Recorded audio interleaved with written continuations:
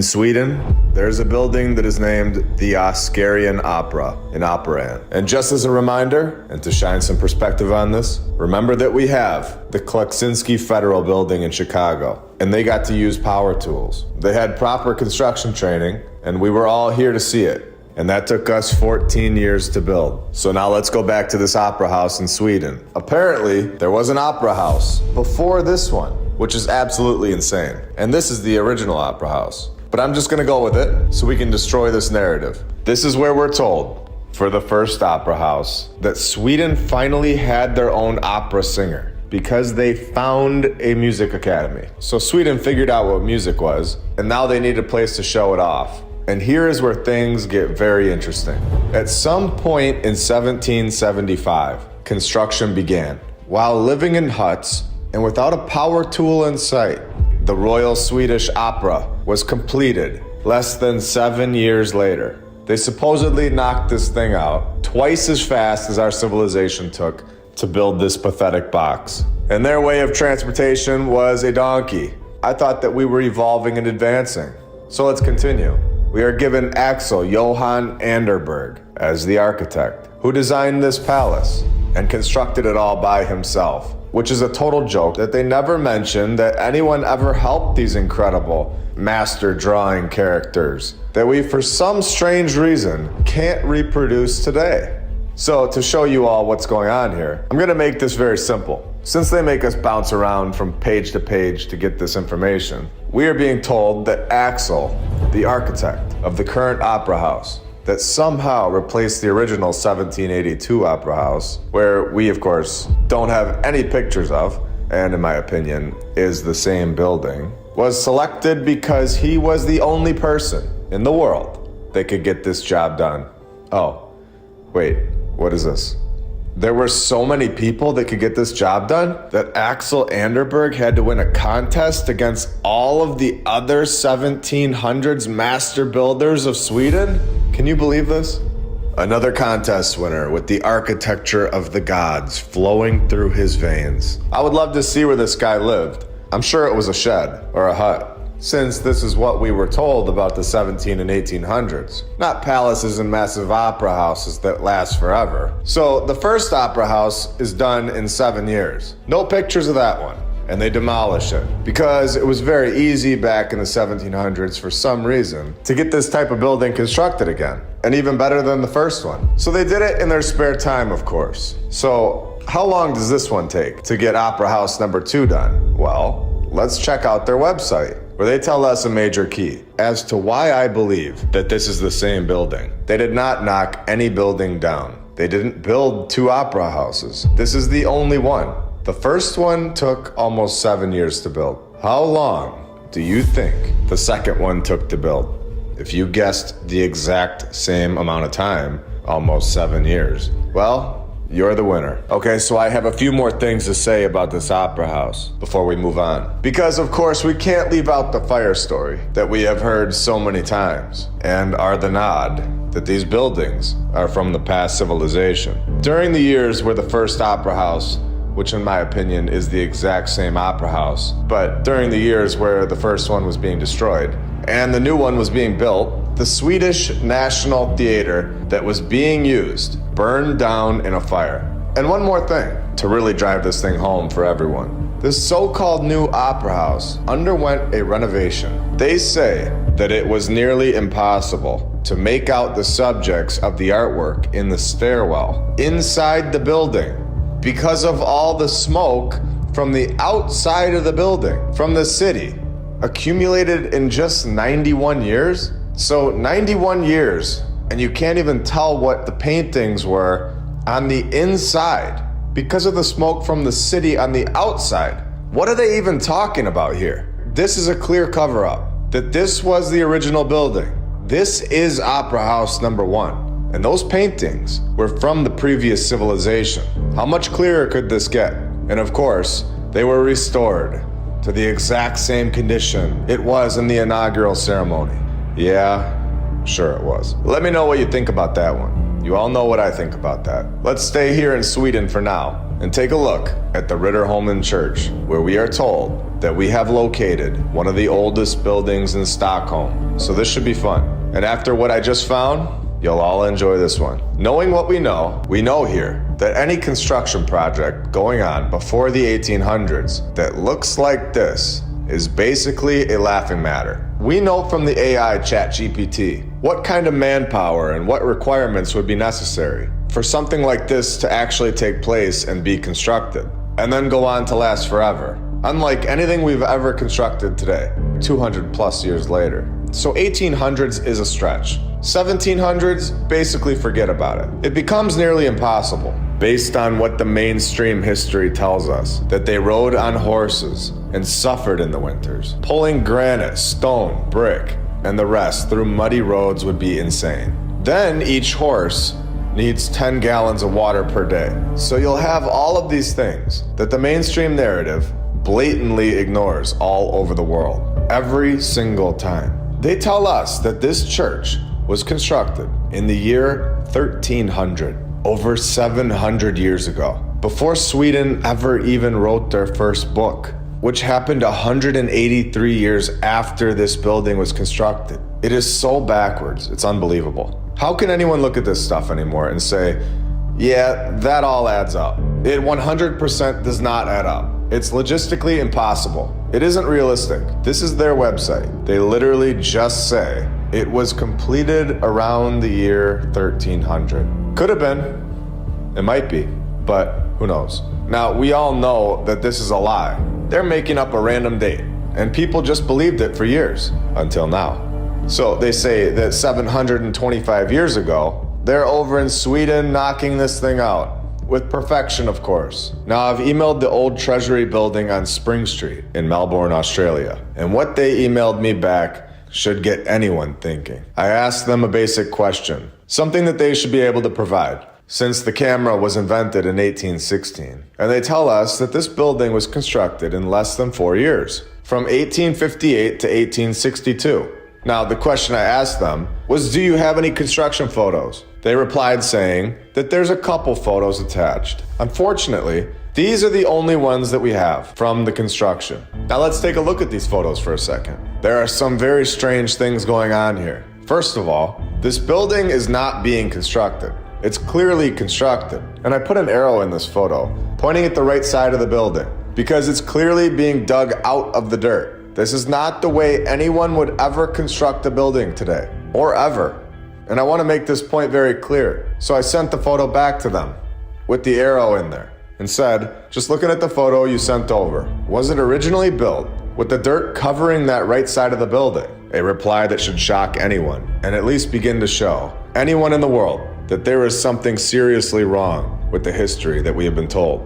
They replied saying that it was originally built with the dirt covering the right side of the building. Due to the rise and the fall of the land, the building is submerged. The rise and the fall of the land? I'm sorry, what? The south and east sides are fully exposed. So what we call the basement, the lowest level, is technically on ground level. In other words, they had to dig this thing out of the dirt. What we call the ground floor is elevated above the street level. So from one side, it looks like we have 3 floors. And from the other side, it looks like we have 4 floors. I'm sorry, but this is insane. Take a look at this photo that they sent over again. There is clearly a digging process going on here. They are removing this building from the mud flood, in my opinion, and they admit it without even knowing it. The way that the building sits today is exactly how you would construct it. You would build a foundation and then construct the building. You wouldn't build the building into the dirt. And I'd be willing to bet, after all of my research, that this building has a few more basements under the ground that we just aren't being told about. And before we go on, I've been wanting to show everyone this photo for a while. This is Mont Saint-Michel in France. This photo was taken in 1925. Now, on the ground, you can see there is a railroad track in the dirt. Railroad tracks need to be screwed into wood. If they were constructed in our timeline, just like this picture, you can see the wood because we constructed it. Now, the train was basically brand new to the world at this point, so we should be able to see the wood planks in this photo. They are completely covered up by the dirt. The only thing sticking out is the railroad tracks. from, in my opinion, the previous civilization.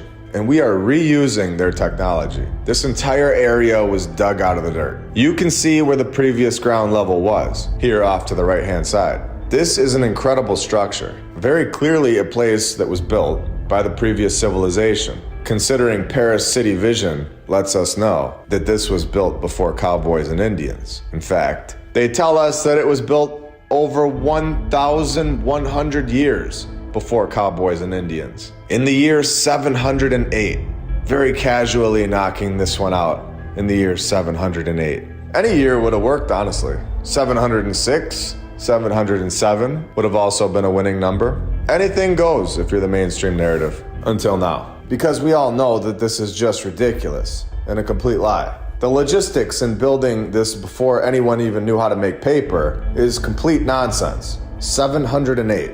Wow. Oh, and did I forget to mention that this thing is in the middle of the water? Did I leave that part out? Well, yeah, it's in the middle of the water. And we are supposed to just believe that they had a great shipping company, an architect, a financial guy that would make sure that they had this all covered in the year 708. Oh, and it of course lasts forever. With zero issues and not one flaw in the construction. It's perfect, unlike anything that we have ever constructed today.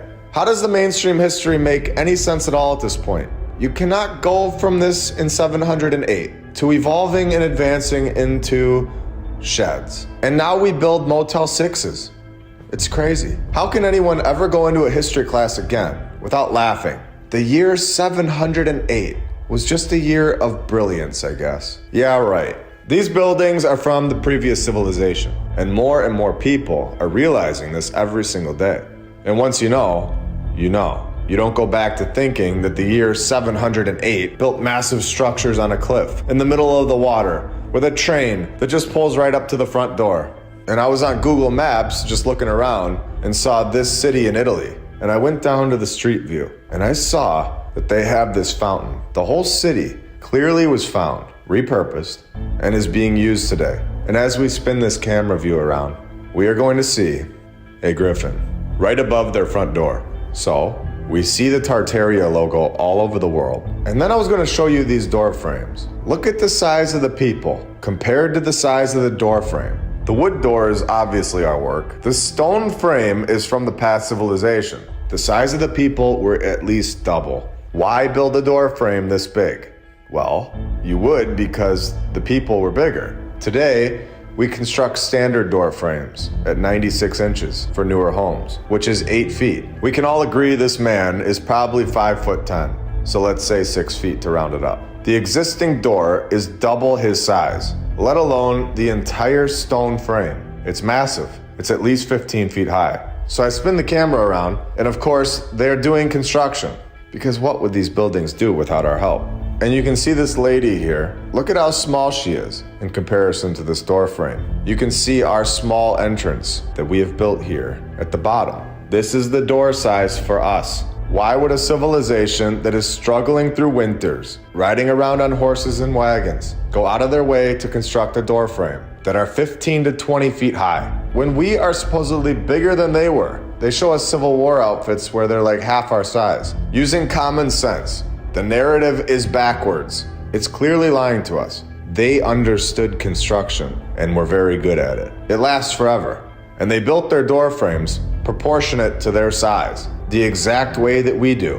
What an interesting city. Especially when we stay here in this city and look at the Rocca Pallina, a fortress that was built in less than 3 years, like 500 years ago. How can the narrative get away with this? They can't have this technology and then go live in sheds and have cowboys and Indians too. It can't have both. Either humans knew how to build or they didn't. The whole Abe Lincoln being born in a shed thing is just nonsense. That was over 300 years after they were knocking out this fortress. In just 3 years.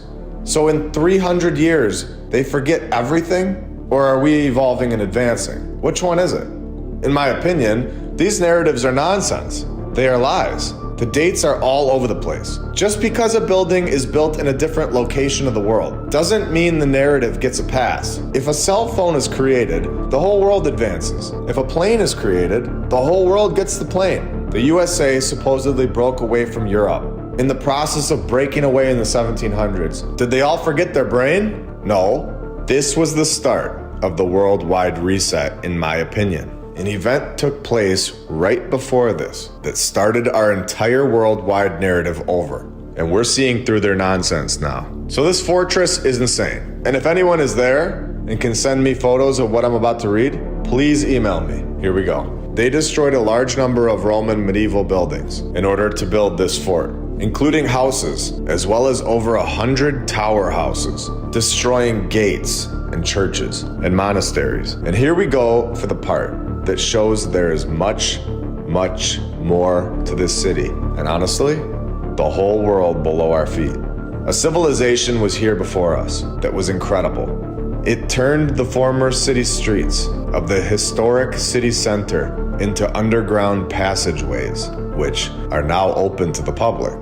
Unbelievable. If anyone can get in those underground tunnels, please send me any photos you can. I'm also on X if you want to send it to me on there. I am definitely adding this city to my list that I want to go to and investigate for this channel.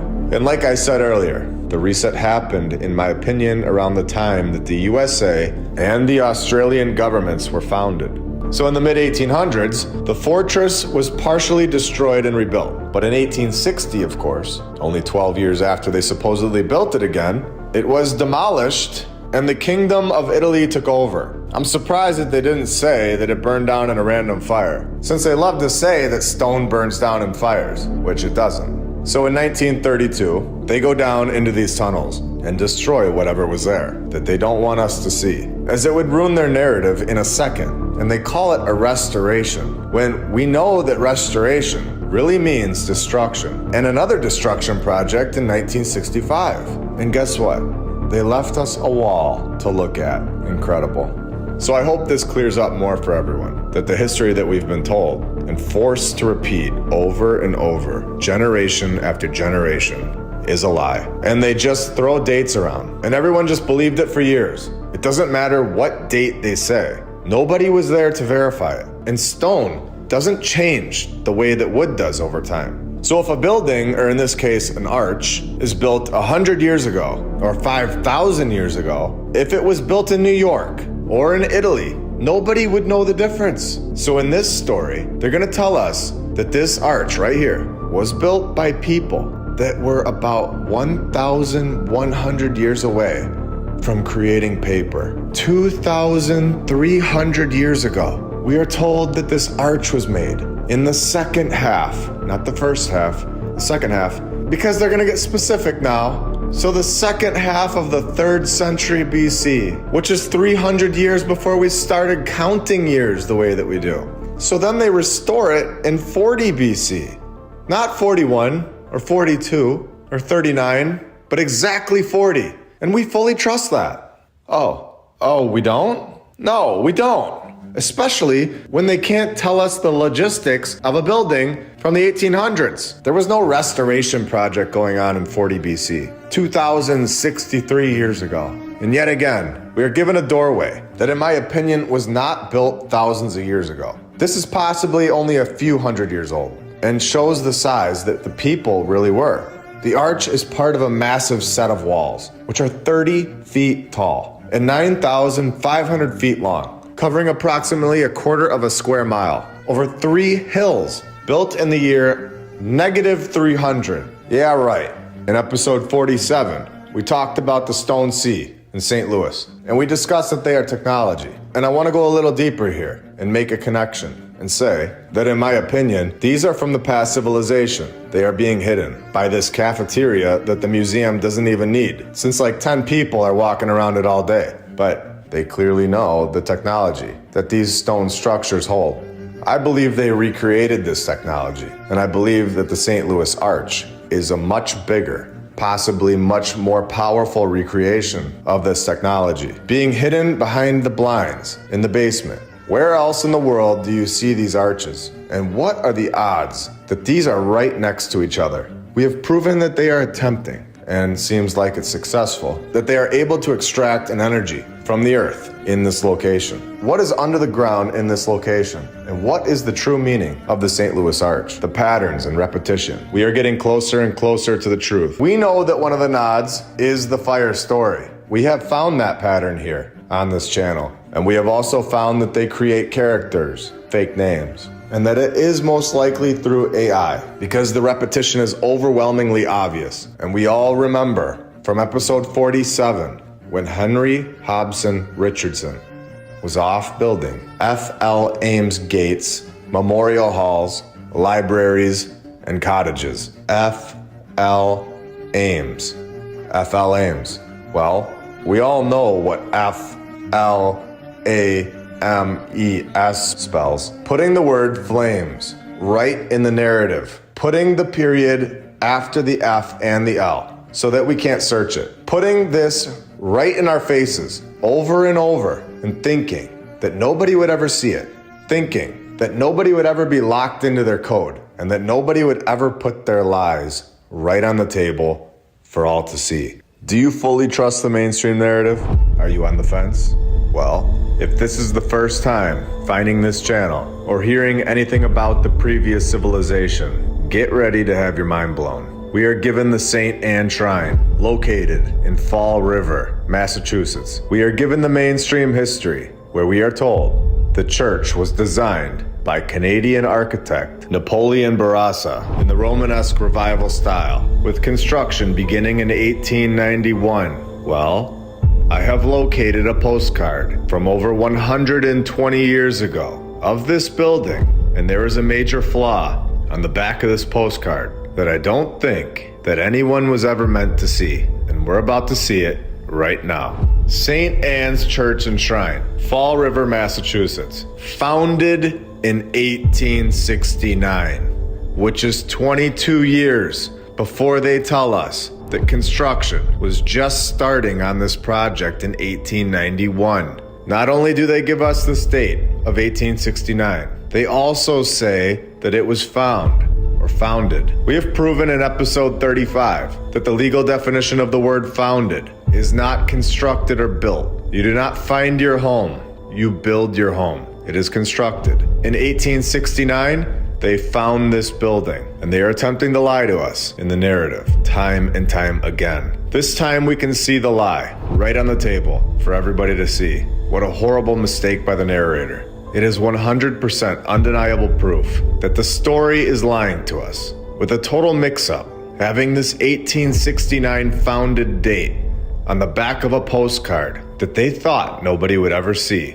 This building was not built by people riding around on horses and wagons. This building was found. It was built by the previous civilization that had incredible knowledge and architecture skills and understood how to construct buildings that last forever. So now that we know that this building was founded and the narrative is a complete lie, let's take a look into this architect character, Mr. Napoleon Bourassa. And when we take a look at his biography, the character never actually leaves Canada, besides a little vacation to Europe. If he is truly constructing this palace in Massachusetts, this would have been mentioned, considering it's more impressive than anything we have ever constructed today. But the fact that they act like this is pathetic and not even worth mentioning, especially in a time period where presidents were being born in sheds. This should be alarming to anyone. They say his office is in Quebec, Canada, born in Montreal, Canada,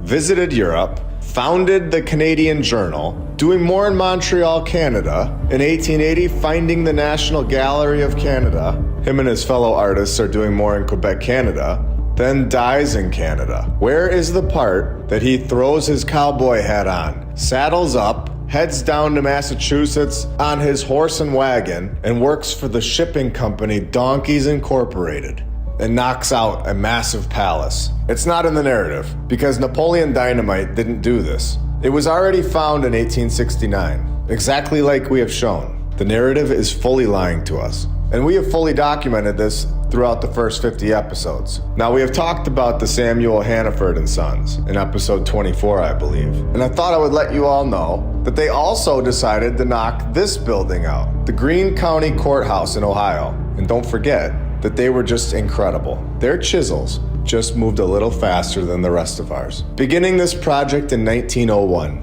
and completing it in less than 12 months. The winters, of course, weren't an issue. They never were in the 1800s. Honestly, I would love to see someone in 2023 or 2024 try and recreate this project in less than a year. It wouldn't even be close, and we all know this now. So we might ask, in 1901 to 1902, we were able to get these projects done so fast all over the world. It was so easy. What happened? Where did this technology go?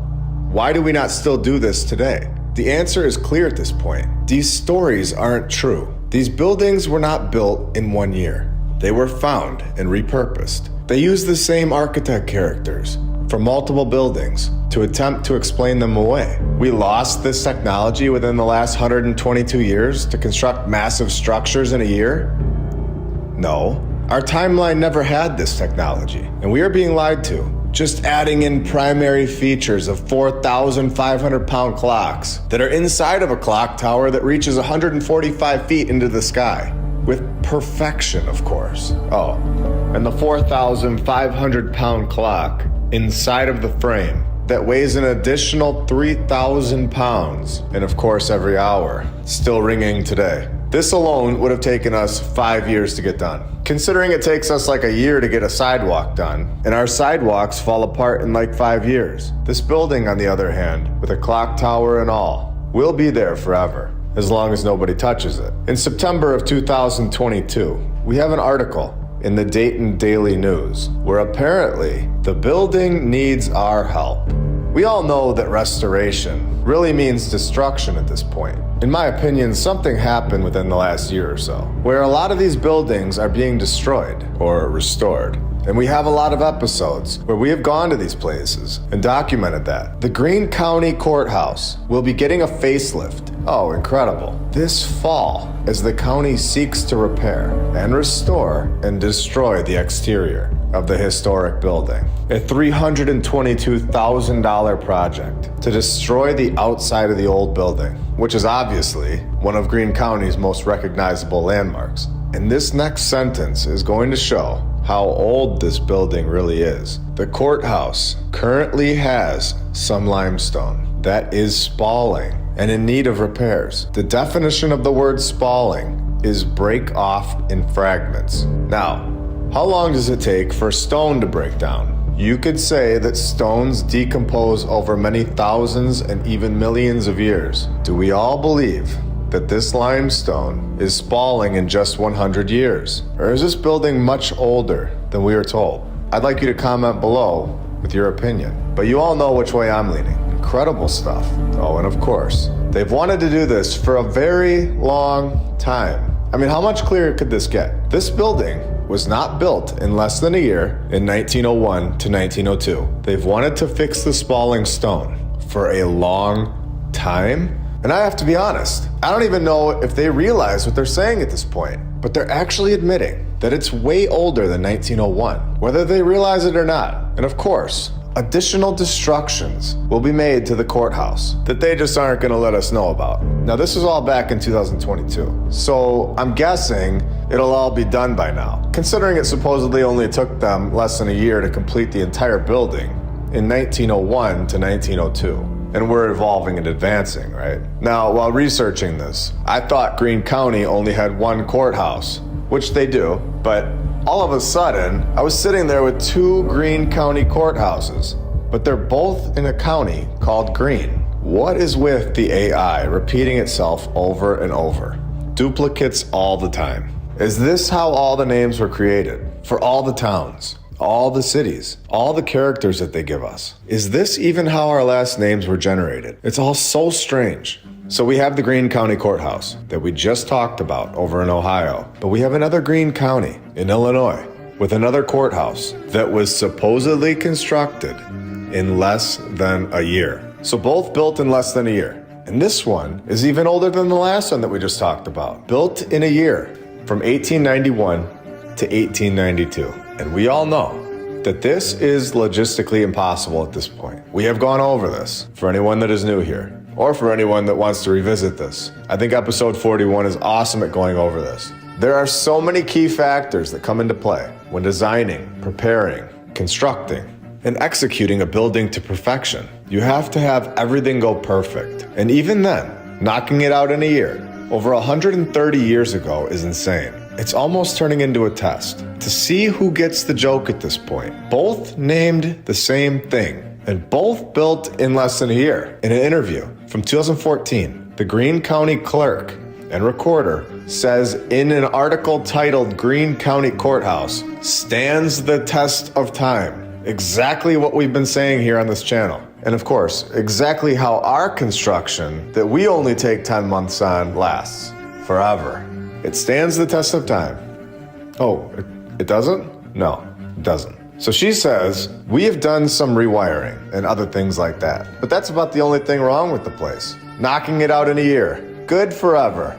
Very standard work for the 1890s, because they just worked harder than us, of course. Just more dedicated. Less distractions and less code restrictions. Yeah, sorry, but that doesn't cut it anymore. The 3-story limestone Romanesque revival style building will be there forever, as long as they leave it alone. So in the article, they start saying that there were multiple courthouses here before this one. Because why not? And we all know at this point that this is the first courthouse. It's the only one that's ever been here. But I wanted to see what they had to say about all of these other courthouses. So the county was created in 1821. What do you know?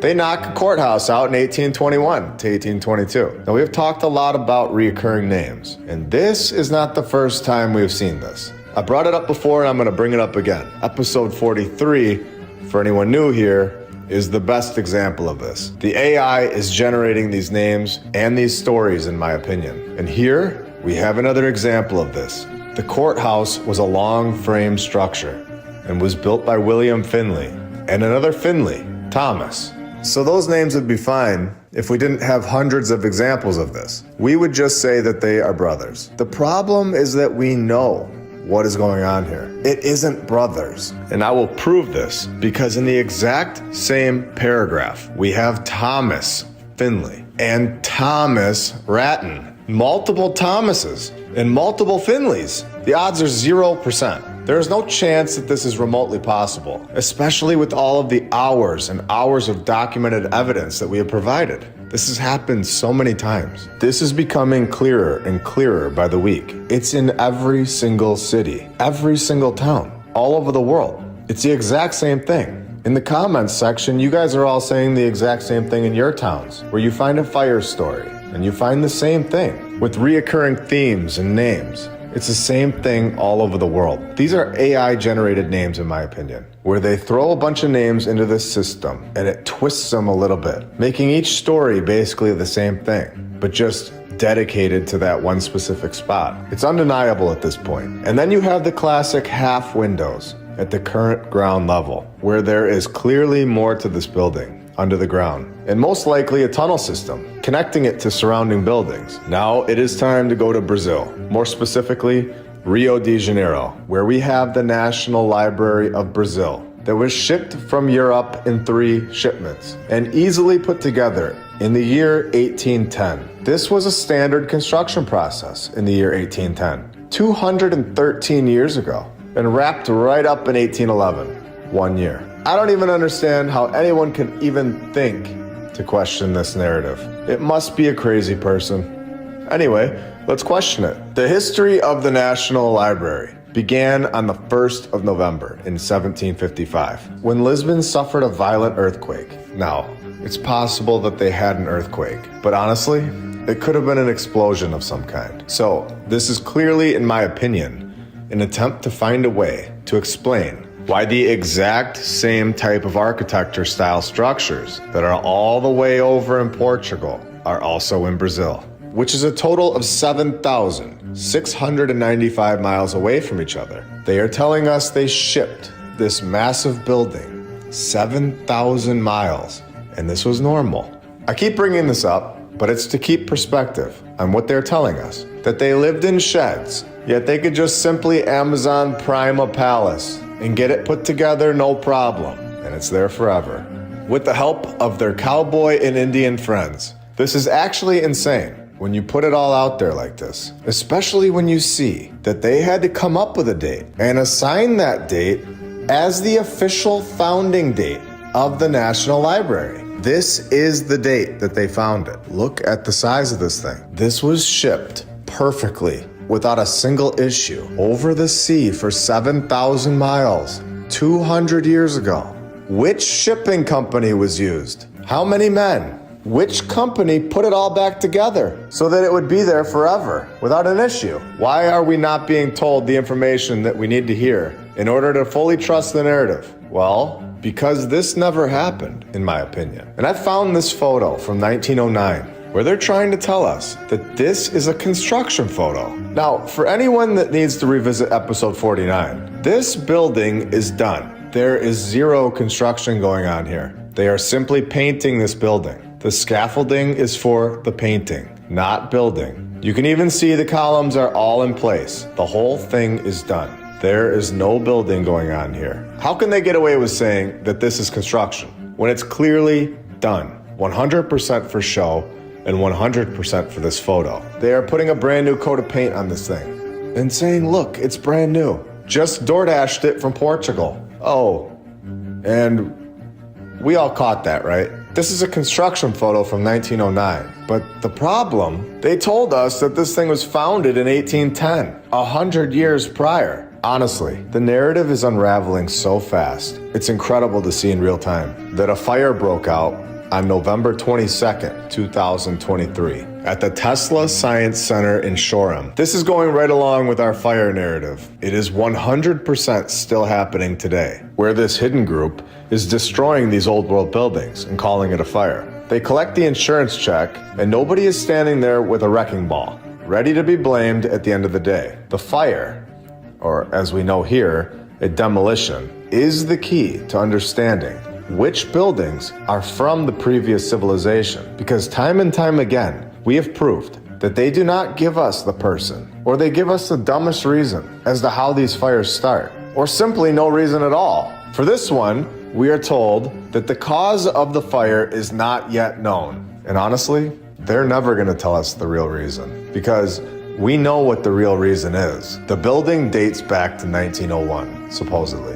It is definitely earlier than that, but let's continue. 1901, and was the final standing laboratory of American inventor Nikola Tesla. I'll keep you all updated if there's anything more on this.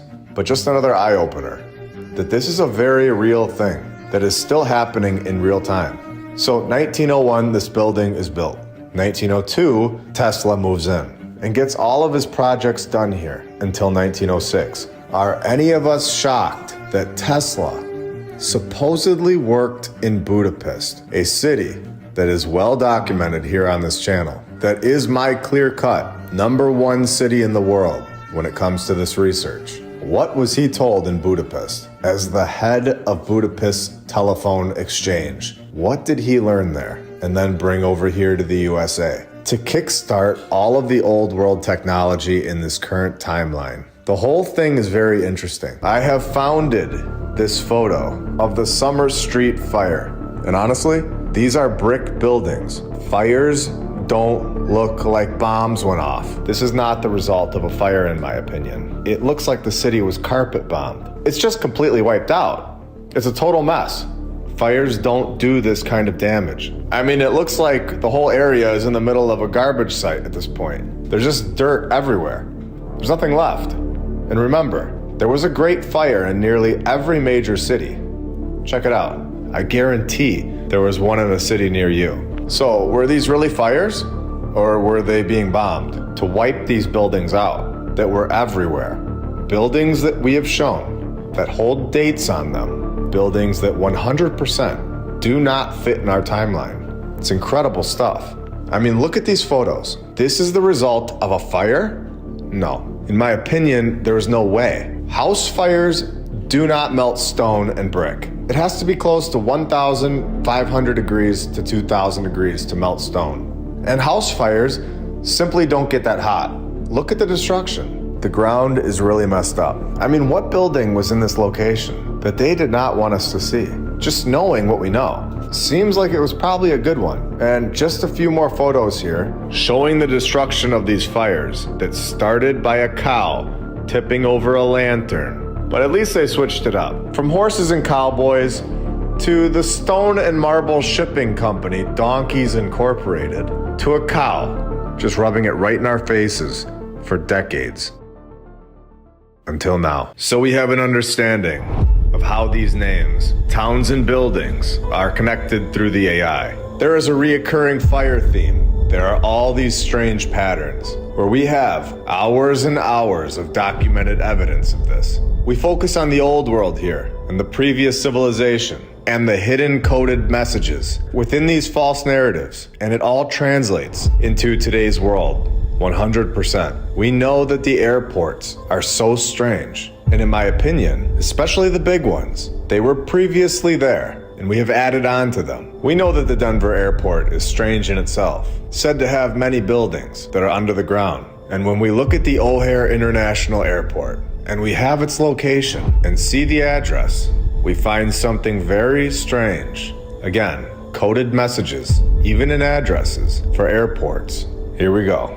We see 10000 Bessie Coleman Drive, Chicago, Illinois, with a zip code of 60666. We have a lot of interesting things to look into today, including giants. And I sent out a poll on X, and you guys voted that you wanted me to talk more about orphans and go much, much deeper. We visited the Cahokia Mounds, which is clearly a massive pyramid, right next to St. Louis. We have boots on the ground footage in episode 45, and I thought that we covered the best parts of that story until I found this article titled The Cahokia Mounds Complex, Ancient Open Air University of North America for teaching navigation and cyclic astronomy. Here we go. We scroll down and find this paragraph. In the 1880s, archaeologists went into the site and found a vast amount of skeletal evidence in the mounds, sometimes in deep chambers,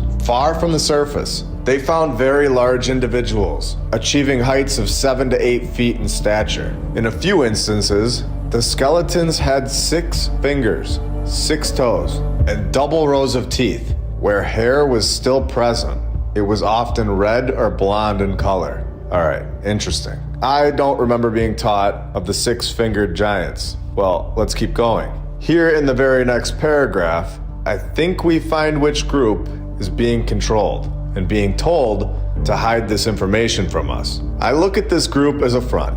I think they're being told to do this by the hidden group, but let's see what happened here. And you, of course, can decide for yourself. John Wesley Powell lived with the Indians, and of course, became the first director of the U.S. Bureau of Ethnology at the Smithsonian Institute. Powell started deciding what we were going to learn, deciding that the Indians were the only people who had ever been in the Americas prior to Columbus. So, he tells us that the Indians were responsible for the Cahokia Mounds. Very interesting. And also, Columbus, in my opinion, was not a real character, and just another story where if you think he was good or bad, you are admitting that he was real, when in reality, he's a fictional character to attempt to set up their ridiculous timeline. Are you ready to go even deeper?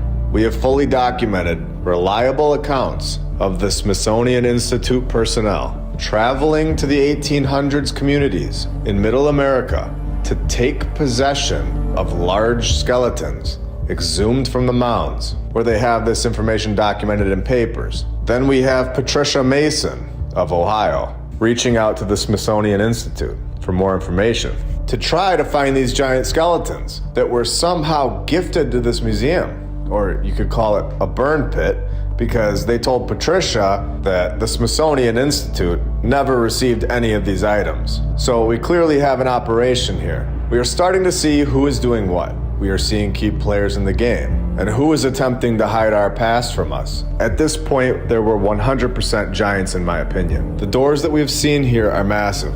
They aren't for us. Buildings are way too big. They aren't proportionate to our size at all. And when you find this article from 1891, where it states that the old Catholic temple erected at 120 years ago in 1771, which was 5 years before the USA was even found. It was abandoned as a church. The old temple has an interesting history. Well, I'm sure it does. A temple from 1771. And wait, what did they say was 24 inches under the dirt from episode 45? What appeared to be the outline of the temple. Was this temple and these giant bones here so much closer to our timeline than we are told, covered up by dirt at some point after 1891? They could be talking about another temple located in the same town of. But how many temples does one small town have in 1771? This is all very strange.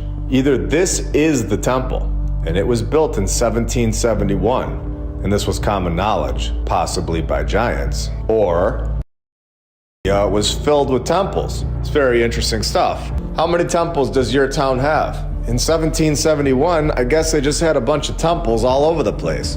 What is going on here? Especially when St. Clair County, the county that is located in, wasn't even found until April 27th, 1790, which is like 20 years after they say this temple was built. The mainstream history is a complete mess at this point. It isn't logical at all. The truth is smooth. It makes sense. There aren't holes in the truth. A lie is a mess and all over the place. And this is exactly why we fully trust the mainstream narrative. Oh wait, we don't? Now in Columbus, Ohio, we are given one of the most important narratives to this point, to our research, in my opinion. We have the Pontifical College, Josephinum, where Joseph comes over to the USA from Germany in 1867. 3 years later, he becomes a priest and has his own church within a few months. And he gets to buy the house next door, of course, to support 12 orphans. And do we all know about the orphans at this point? Possibly a repopulation tactic that was going on in the 1800s. It's very interesting. Was it only 12 orphans? Or was this one of the places that they would send the orphans through to get them into society? Because who would ever question Joseph the priest from the 1800s? You know, the guy that just randomly shows up from Germany, has all the money ready to buy houses somehow, to support orphans. It all checks out, of course. Simple stuff for Joseph. This was known as the St. Joseph Orphan Asylum. It grew so rapidly, for some weird and of course very random reason, that 5 years after it began, Joseph moved the operation closer to the railroad, which is how these individuals would be dispersed throughout the country. So this is a paragraph of admission. We are being told, down to the smallest detail, how this operation worked. It would go through churches. They would bring a manager type over from Europe, call them a priest, give them a house, give them the resources to run these operations, purchasing new buildings with ease to run the program. So not only do you have the World's Fairs that were a repopulation tactic, you had these orphan trains and orphan hubs where they would be dropped off and planted into society. The new facility that Joseph was just finding and saying was his. I want to make that clear, he wasn't building anything. He was given these buildings that were already there from the previous civilization. So the new building gave the orphans a training in the trades. So this Joseph guy was obviously sent with a purpose, to repopulate and teach to a brand new society, one that didn't have any skills. This right here is how you reset a society's technology level. The teacher is never in charge of what the students learn. This Joseph character is a teacher of a class. He is not the principal of the school. There are many schools. He is clearly taking direction as to what the students of the new society will learn. There were many classes like this one all over the country, happening simultaneously. This was an operation. This went on for 12 years. With zero backstory, finds the Collegium Josephinum, this massive college, is just found and ready to roll. No clue where the money came from. No mention of how many men were needed to build this place. Just found it. And its first class of 23 men began. It's unbelievable. This is one of the most important stories to our research, in my opinion, because it shows exactly how the operation took place. It's actually laying it all out there and shows us exactly how they repopulated these regions in the USA.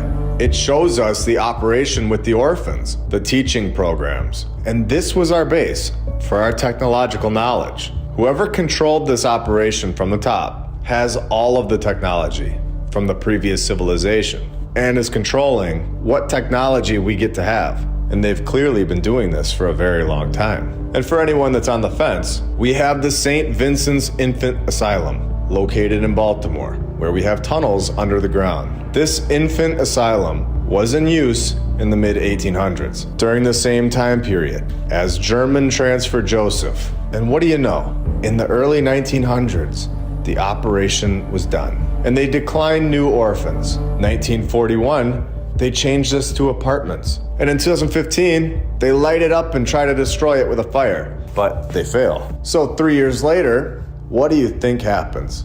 2018, the building was illegally demolished without a permit. You literally can't make this stuff up. It gets more and more obvious. If you're still on the fence, let's go even deeper. We have the St. Mary's Orphan Asylum, located in Galveston, Texas, where they tell us that this one is haunted. Now, I've talked about hauntings before briefly. I'm not going to say that there aren't any hauntings, but when it comes to these old world buildings, I think it was a tactic to keep people away from them. Just say that they're haunted, and it scares everyone away from investigating. So we have yet again another orphan operation going on in the mid-1800s. And I'm just going to let you know that this is going on and on and on. There were so many orphan operations going on in the mid-1800s because this was how they were repopulating these cities. So where were all these kids' parents? Is this where a lot of our families originated from? Is this why the family trees in the USA almost all end around the same time period? We are told hundreds of fire stories through the first 52 episodes. We know that that is the key and the nod that it's a building that was constructed by the previous civilization. The St. Mary's Orphan Asylum. For anyone wondering where the parents of these orphans were, you might want to check the other asylum, the Insane Asylum, because they were not going along with the reset. Here's a graph showing that the insane asylums are disappearing over time, and I wonder why. Good thing they cared so much about us in 1955 and 1965, because surely that was the fix. And then a fire had devastated the St. Mary's Orphan Asylum in 1875. If anyone is still on the fence, there is room over here to get off the fence. And honestly, who would want to sit on top of a fence anyway? So we have Ohio, Baltimore, Texas. We have all these towns and cities being repopulated. Brand new people, brand new social structures, brand new mindsets, and resetting what people are taught. This all happened around 150 years ago. So this is all very new. This isn't thousands of years ago. Then we have another very interesting aspect of this in Germany during the same exact time period. And remember, we also have good old Joseph from earlier, also from Germany. So here we are given the Kinderbewahrenstalt. And if I pronounce that wrong, I hope you all understand. This is where we are given kindergarten, another tactic to teach children the brand new social structures. What better way to trick people? Take them out of their family's home and tell them what to think, and then test them on it. Failing the test will then lower your self-esteem, putting a social pressure on children to agree with this new way of thought, or they will be called dumb and get an F. This is an operation. It's all connected, and it's designed to enslave the world's population. Year after year, we are all taught a false narrative. We've all been brainwashed into thinking that you are either smart or dumb, based on a curriculum that holds zero value in the real world. Now, who knows if this Frederick Froebel was even a real character, but they do admit that kindergarten starts in Germany around the exact same time period that we're talking about, the mid-1800s. So I wanted to tie it all in with the rest of the world. This is a worldwide operation. This is not just the USA. We have a lot of things in the USA being controlled through Germany during this time period, especially the education aspect of it. And I want to point out that yes, we have borders and division now. We have so many countries in the world, and everyone is separated. And you're unable to travel to other lands unless you have a piece of paper that is registered and checked at the checkpoints. But who's to say that there even was a border in the previous civilization? Were there so-called elected leaders controlling everyone deciding what we can and cannot do? Could they have had a truly free life, where they were able to travel wherever they want, freely, and not feel like they're invading someone else's territory? I would say, in my opinion, this was the world that was here before the reset. And something happened where this past civilization was wiped out, and their technology was stolen by a group, and some of it is now being sold back to us, strategically. The good stuff is kept. Here we have the St. Joseph's Orphanage, located in Vermont. And if you want to know where they get these horror movies, where they show a nun doing crazy things, there's a dark truth to it. These movies don't come out of nowhere.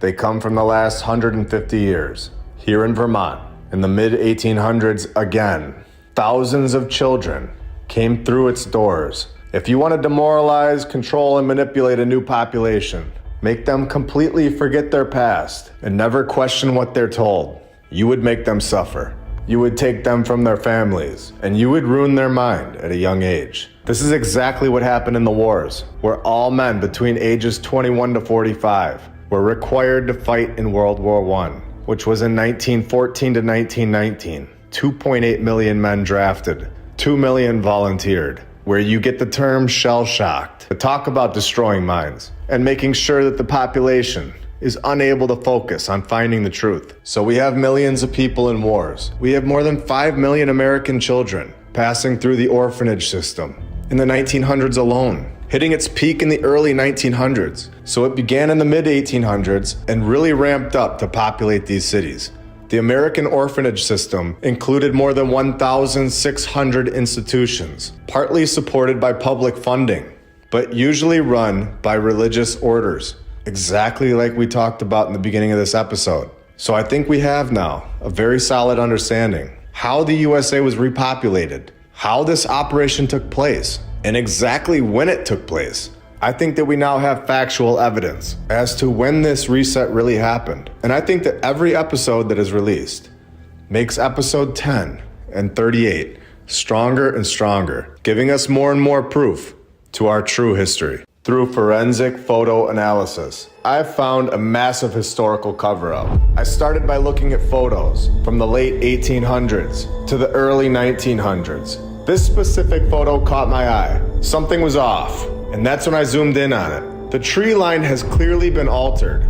It's much darker behind the trees, where the editor got lazy and didn't wipe out the sky. And this was just the beginning of it. Because when I see one flaw, I know that it's time to investigate. A forensic photo analysis uses algorithms that we can determine if it's a real photo, computer generated, or if it was modified and edited. So I sent the photo into the forensic photo analysis, and the results were shocking. We clearly have something in the sky that has been removed from this photo. Before I give my thoughts on what it is, I just want all of you to look at it for a second and let me know in the comments below what you think that is. I'll also show you a comparison to another photo that I had analyzed to show that having a figure in the sky is not random and not normal. There was something here in this photo, and it's been edited out. It's undeniable. It's been removed to hide it from our timeline. In my opinion, this was an airship. We were never supposed to understand just how popular this free form of transportation really was. It was much more powerful than we could ever imagine. Here we have a castle. Oh, did I say castle? I meant courthouse. We have the Royal Courts of Justice, located in London, England, where for some weird reason, they just couldn't decide on a design for this project. There were so many designs coming in with master plans that they needed to hold a design competition, which was very common back in the 1800s because, of course, these 1800s people were just brilliant. It was very simple stuff back then. They just weren't distracted. They worked harder than us. And as long as they could draw it on a piece of paper with their feather, Donkeys Incorporated had the construction side of things down. Never an issue in the 1800s. So the competition began in 1866, 158 years ago, and ended in 1867. After 12 architects drew up their master plans, something that nobody will ever create again today, they supposedly had 12 guys in just London that could draw this type of thing up. In 2023, or 2024, we have a total of 0 people that could draw this up and get it constructed. in the entire world, let alone just London. 158 years ago, according to the mainstream narrative, this was, of course, no problem at all. Very simple stuff. So, in 1868, they picked George Street. He was the champion of this contest. He went and got Messrs. Bull and his sons. Because in the 1800s, every single construction company in the whole world has to have sons at the end of it for some reason. Going back to the great Samuel Hannaford's and Sons, and there's many other examples throughout the episodes.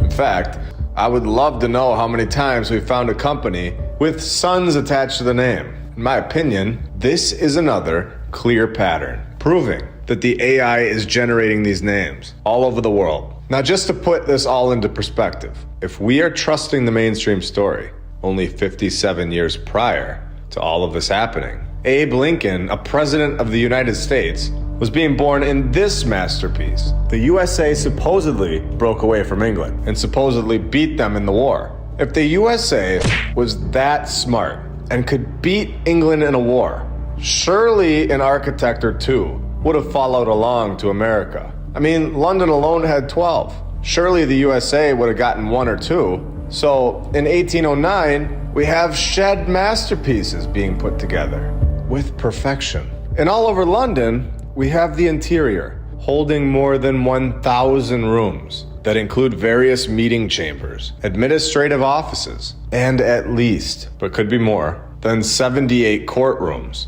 Additionally, there are 3.5 miles of corridors, and supposedly have all of this being constructed, even though we're told that the Masons led a serious strike in the beginning of the project. Bullcrap and Sons had to find more master builders, which of course was simple stuff in the 1800s. There was plenty to go around. So they were able to get some from Germany, and they knocked this entire thing out with perfection. And it will last forever. And even though there were some issues finding new people to construct this place, it wasn't a problem really. They got the whole thing done and settled in just 8 years. Are you on the fence? Should we go deeper? Not only was this done with perfection, the winner of the contest, George Street, as we have seen so many times before, dies before the project was completed. This is so repetitive, where the winner of a design competition doesn't live to see the end of the project, and they're able to just bring anybody else in to finish it. Doesn't matter who. Everybody could do this back in the 1800s with ease. So then we have the Church of St. Mary, the Virgin Ivanhoe. And this will all tie together, but this was found around 800 years ago, in the year 1220, or 1222, which, I mean, come on. It was the booming 1200s. They worked by moonlight. Very busy people, very dedicated. Lots of skilled hunters and gatherers, without a power tool in sight. Actually, 673 years away from a power tool, supposedly. And of course, the building will be there forever. They are addicted to lying, because it is thought that an even older church may have originally stood here. I'm just surprised they didn't say that the first one burned down in a fire. The church was, of course, rebuilt for some reason in the year 1234, which was only 12 years after they say they found it. And they say that some of the original features survived. Survived? Wait, why are they rebuilding it? What happened? Did I miss some? Oh, you gotta be joking. 4 years after they found it, it supposedly burned down in a fire. To believe these stories, it would take some effort at this point. And I'm just gonna be honest with you. In my opinion, that isn't even the craziest part of the story. Let's go even deeper. But before we do that, I just want to show you all the reoccurring AI-generated names really quick. We have Richard Blackhead and Richard Seward. So we have 2 Richards. And of course, Peter Desroches and Peter Checkapork. So we got 2 Peters and 2 Richards. We have more builders in London that like to build with their sons, John Warner and Sons, with, of course, another John down here at the bottom, John Downcombe, where he has 2 wives, marries both of them. And one's named Mary. We have John Downcombe, and of course, we can't forget about the other Downcombe, Thomas, and the other one, William. And for the best part of this name generator, William married 2 people, Mary and Alice, spelled A-L-I-C-E. John Downcombe. Guess who he marries? Do I even need to say it? I think we all know at this point what her name will be. Another Alice, spelled A-L-Y-C-E. If you're new to this and on the fence, if the AI is generating these names, this is not the first time that this has happened. You're gonna wanna check out episode 43 and all the reoccurring names in that one. Are we having fun? Are we ready for the best part? Remember, when we are told about the George Street guy, you know, the guy that died in the middle of the 1,000 room palace project that was done in 8 years, 158 years ago? Guess who the AI just had to add in here to try to explain this one away as well? Mr. George Edmund Street. When in 1871 to 1872, he of course knocked out some Victorian Gothic revival style elements and built the north and south porches, as well as a medieval style baptistry. Of course he did. None of that was original, and this is totally believable. Oh, wait, it isn't? No, this was here long before anyone named George Street came around, and he did not do any medieval style construction in a year, 153 years ago. This was constructed by the previous civilization that was much more advanced than we are today. And now that we know that George Street is a pawn in their generated system, it's time to investigate even further. I have located George Street and all of his supposed projects. And remember, in the 1800s, he was doing projects that we cannot recreate today. In just 1 year, George Street was supposedly born in 1824. How old do you think he was when he was completing his first building? 35 would be shocking. 30 is insane. We are told that George Street got to work and built the St. Mary's Church in 1848, making Street just 24 years old. And if you go onto this church's website, they say he was 22, where his sister, an embroiderer, heard of a Cornish clergyman and needed a new church built. Who better to ask than a 22 or 24-year-old clerk? His sister, Mary, prevailed to give her inexperienced brother the commission for his brand new church. The rest, as they say, is his story. So obviously this is ridiculous. And we need to keep digging because, wait, are they really gonna keep doing this today? What was his sister's name again? And what is the church's name? Both named Mary? Okay, I think at this point we can be sure that they won't do it again.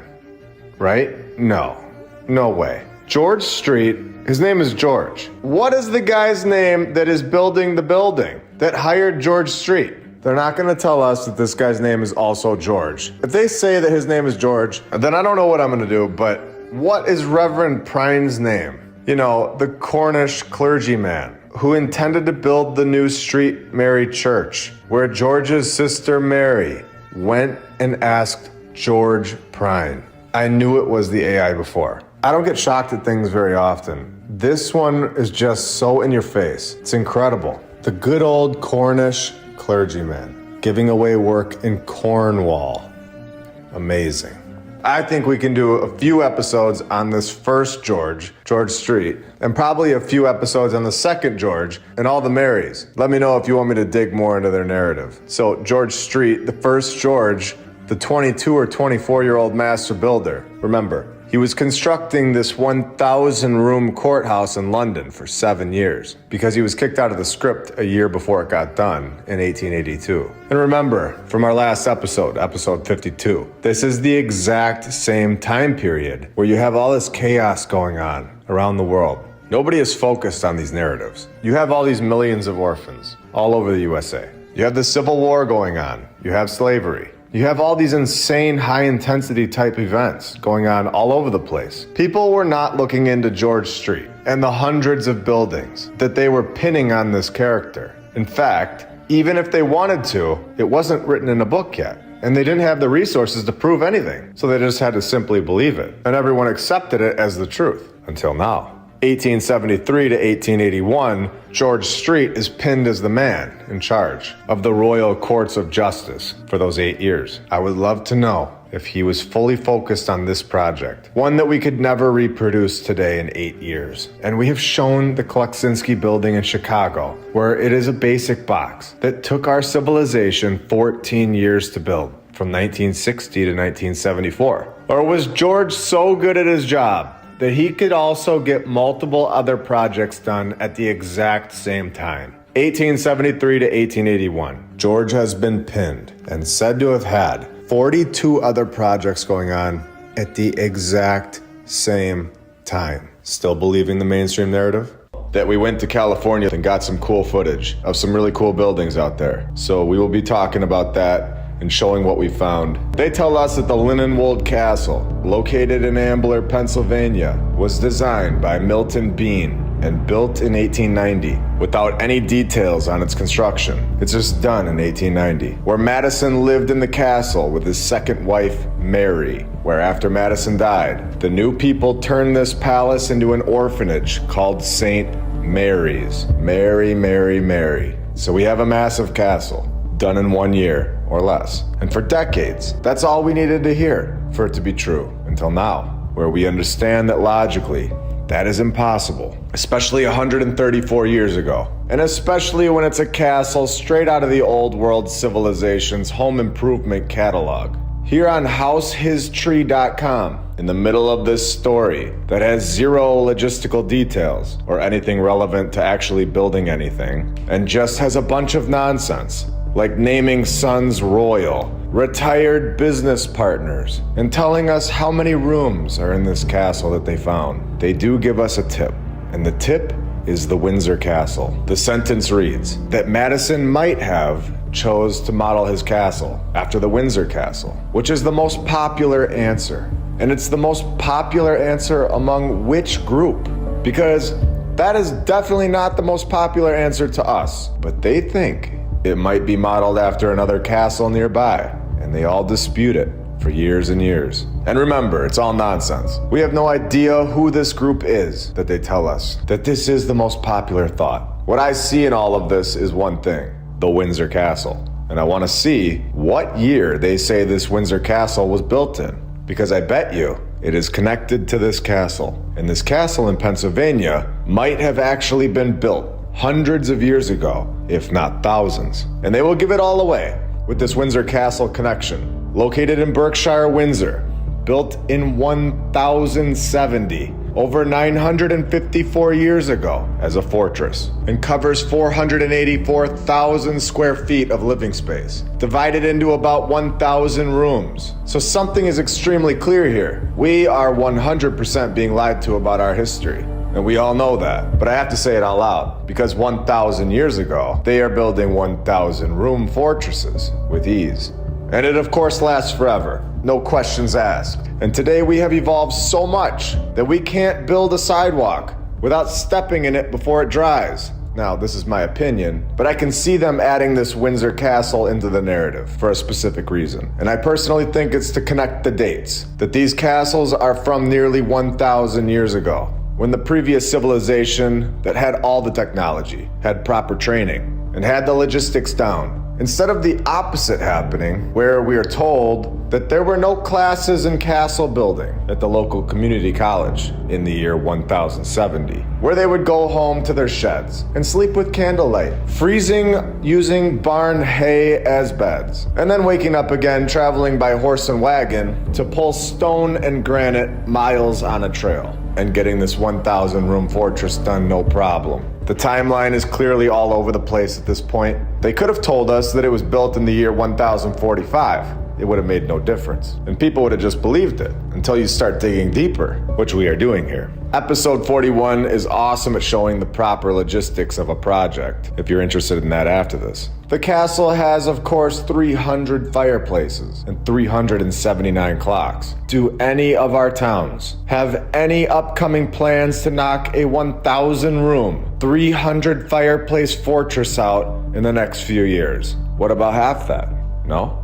With our modern construction, 1,000 years after they did this, we should be able to do this with ease, since they did, without a power tool in sight. Supposedly, we have a better education system, so we are told. We have more knowledge than ever, supposedly. What is wrong with this picture? I would say a lot. Do you understand that something is wrong with the timeline? Something massive? Can we all see the lie very clearly now? We have been lied to about all of this, starting around the year 1800, and possibly right before that, where everything in our timeline began. And the old world buildings from the previous civilization are still here for us to see in every city, with insane narratives to try to fit them into this lie, where we are told that people from 1,000 years ago were less than us, worse off. And we are told that we have all this brand new technology in the last 200 years. Everything is brand new. Every company was created recently, all over the world. Is that not strange to you?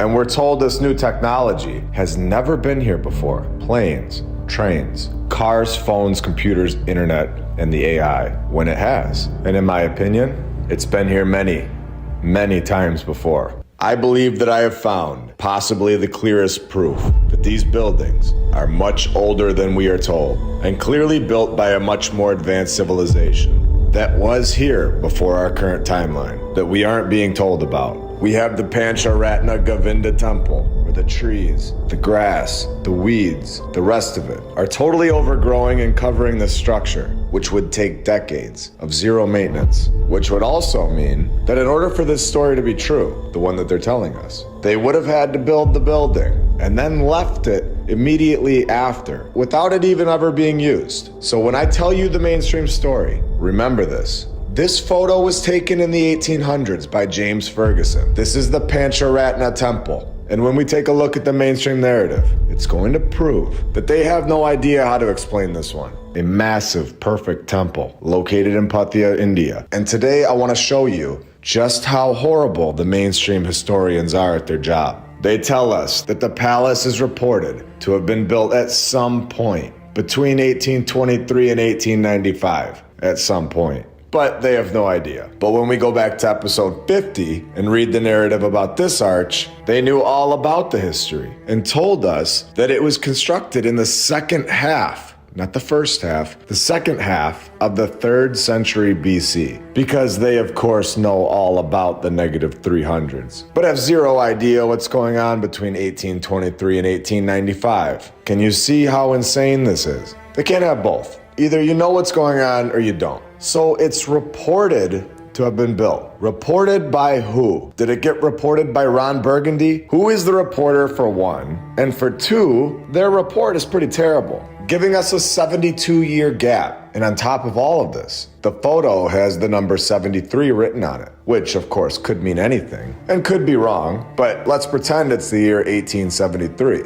since remember, James Ferguson, the man who actually took this photo, died in 1886. This would make sense. This would mean that the mainstream history is completely wrong, and there is no way that it could have been built at any point after 1873, since we have a picture of it here. And it definitely couldn't have been built after Ferguson's death in 1886. Yet they tell us that it could have been built in 1895. It's incredible. And a clear lie, since we have a photo of it and proof that it was here long before that, and found with nature growing all over it. And here it sits today. So clearly they have uncovered more from the surrounding area that was also buried by nature. And when you zoom in on the building, this was something that was constructed in the 1800s by Donkeys Incorporated. And we can see that this is definitely the same building with the same 3 arches at the bottom. It's absolutely incredible. So I wonder if this is the way that a lot of these old world buildings were found, with trees and grass all over them. But we just never had a photo of it. And this gets even more interesting. When we take a look at this place from the sky, this was not a random building sometime in 1800. And I want to make that point very clear. We have a water system that has 90-degree angles surrounding this building. Not only that, but there are multiple temples. It honestly looks like a fortress. So we have these other structures within this area, with this one being the biggest of them all. And we have some damage done to the side here, which I wonder if it depicted something before they destroyed it that they did not want us to see. Now I'm gonna drop this view down on Google Earth and show you the detail of this place,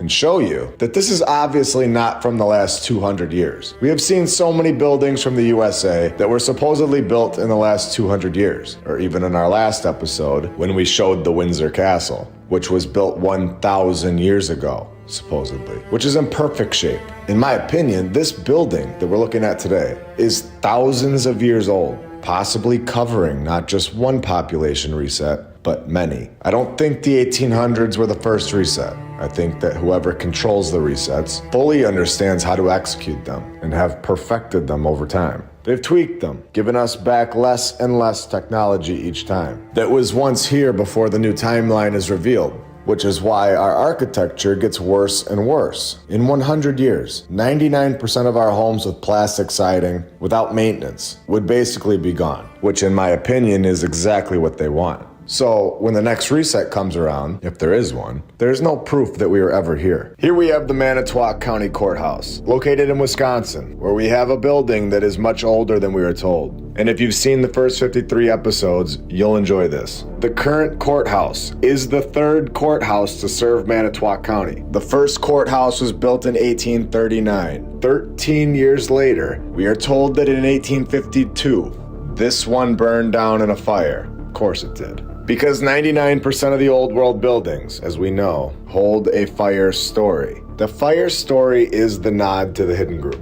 in my opinion. That this building is from the previous civilization, and we did not construct this building in our current timeline. In my opinion, this is the only courthouse that has ever been here, yet they tell us the second courthouse was all done and wrapped up in 1857 on the same site as the present courthouse. Of course it was. This is the same courthouse. In just 48 years, we are told that this one was outdated and needed to be replaced because in the 1800s, they could be picky and build a new building whenever they wanted. A time before the power tool. They could just knock buildings down and replace them very easily. Oh wait, no, they didn't knock the second one down? The second courthouse was moved a block to the south. So now they're just moving buildings around. After going through the trouble of moving this brand new courthouse that was supposedly too old, they demolish it to make way for a jail and a sheriff's department. This is incredible. Does this sound shady or what? Here we go. The courthouse that is a masterpiece and will be here forever was built in just 2 years, in 1905 to 1907, by another company with a guy and his sons, of course, because they can't seem to leave the sons part out. And then we get the old severe storm damaged the glass. The old world dome was destroyed by some rain. Sure it was. And then they rebuilt it with stainless steel, of course. I would love to know what that dome really looked like before it was destroyed. And what was it made of before they destroyed it? And what kind of artwork did it have? And all of this is not even the craziest part. The guy and his son's construction company were so good at their job that they could knock this palace out in less than 24 months, over 120 years ago. So their resumes should be long listed and hold other masterpieces. Right? Wait, no?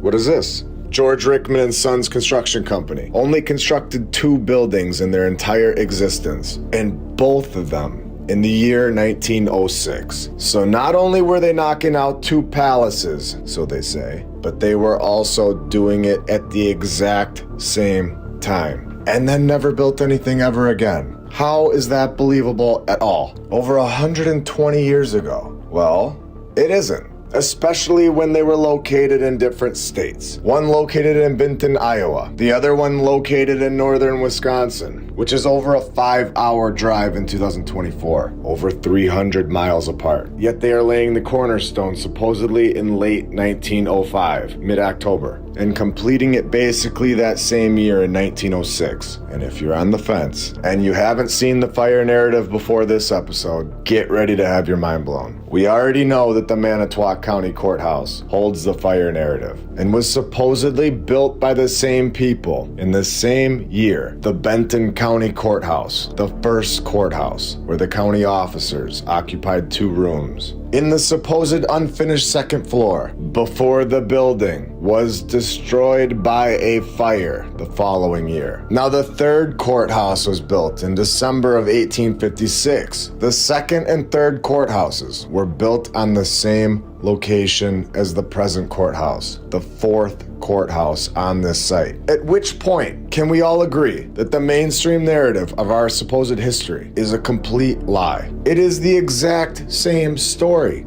over and over and over, all over the world, where we get multiple courthouses on the same exact site, and they all light up in fire somehow. And they all have the same architect and his sons, with zero details ever given to us on the actual construction process. And then you go look at the finished product, and it's a masterpiece, something that will last forever, and something that we don't recreate today, and something that was supposedly built in 1 year or less.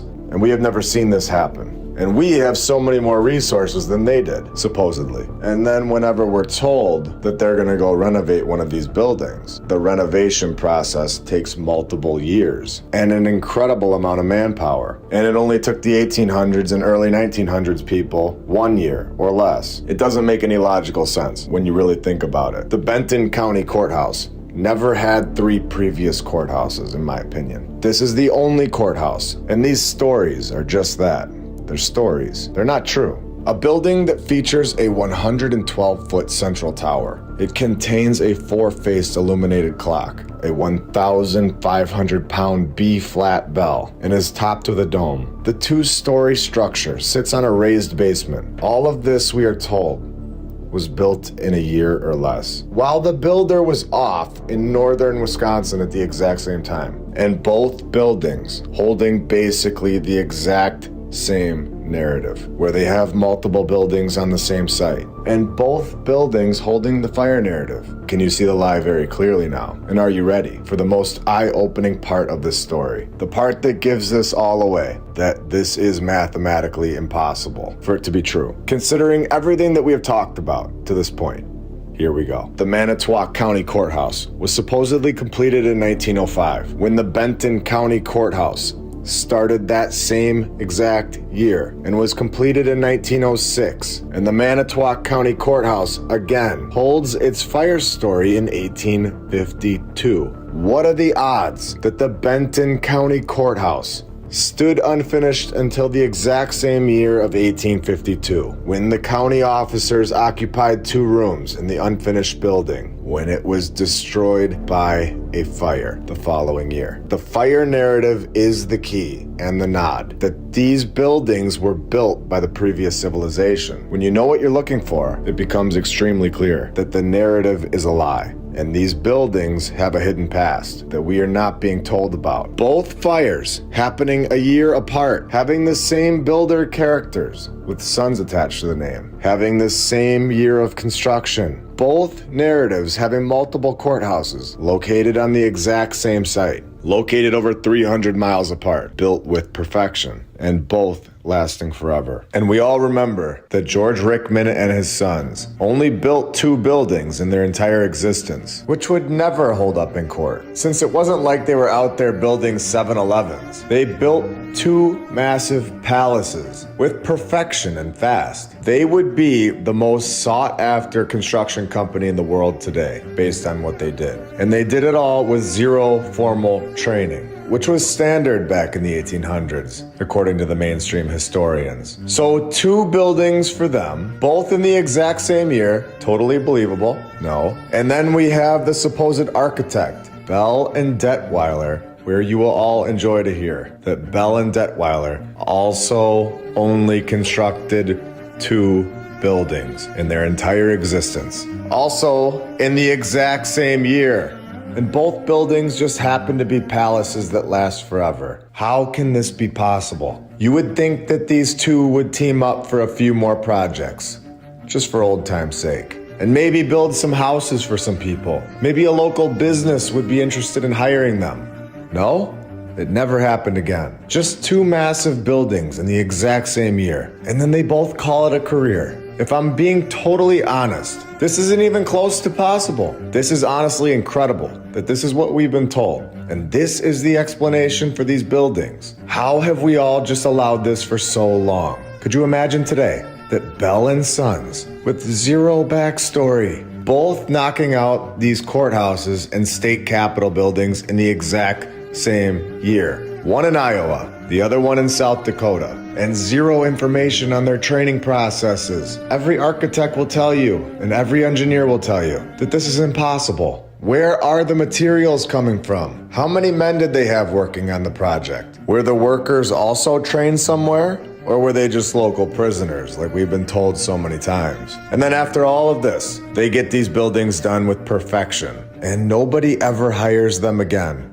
With nothing on their resume, they were hired for 2 palaces in the exact same year. It just isn't logical, and both the architect and the construction company definitely would have built something else after these 2 incredible buildings. So here we have the Saints Peter and Paul Church with a location that you would think that they might want to change, since it is a church.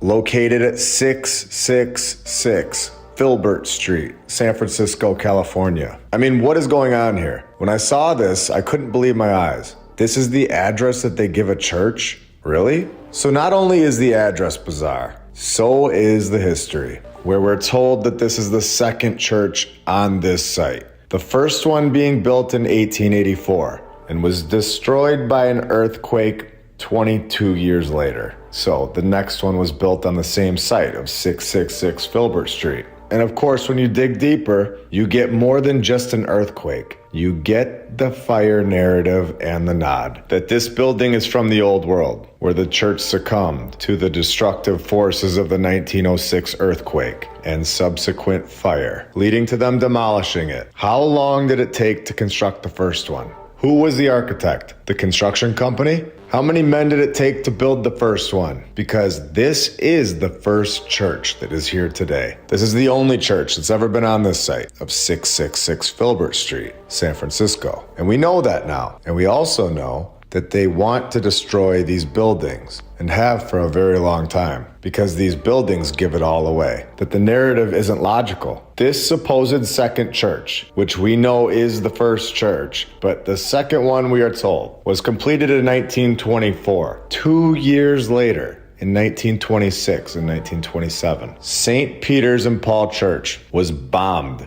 4 times. What were they bombing and destroying inside and on the outside of this church that they didn't want us to see? Dates? Artwork of the old world? The bombs were always placed at night, and no one was ever around to see what was going on. Bombs would go off every few months, and for the clear giveaway that this, in my opinion, was a planned operation.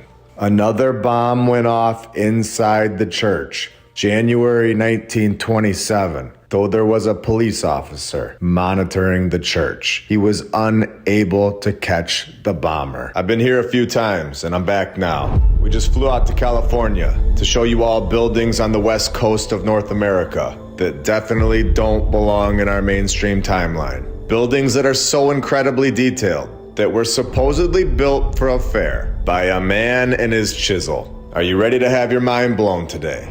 Well, here we go. We are going to visit and investigate Balboa Park, located in San Diego, California, a place that I've wanted to go and investigate for a very long time. Before we go to Balboa Park today, I want to set it up so that we all understand what's going on in California. So we have the St. Mark's Basilica in the year 828, not 1828, 828, located in Milan, Italy. We have perfectly detailed buildings all over the world. We have all this incredible architecture for hundreds and thousands of years, supposedly. And this is what they tell us. So when we find a photo from Los Angeles in 1860, we have unpaved roads. We have sheds. It looks miserable. The narrative is completely contradicting itself. You can't go from perfect masterpieces all over the world, and just because they aren't feeling up for it today,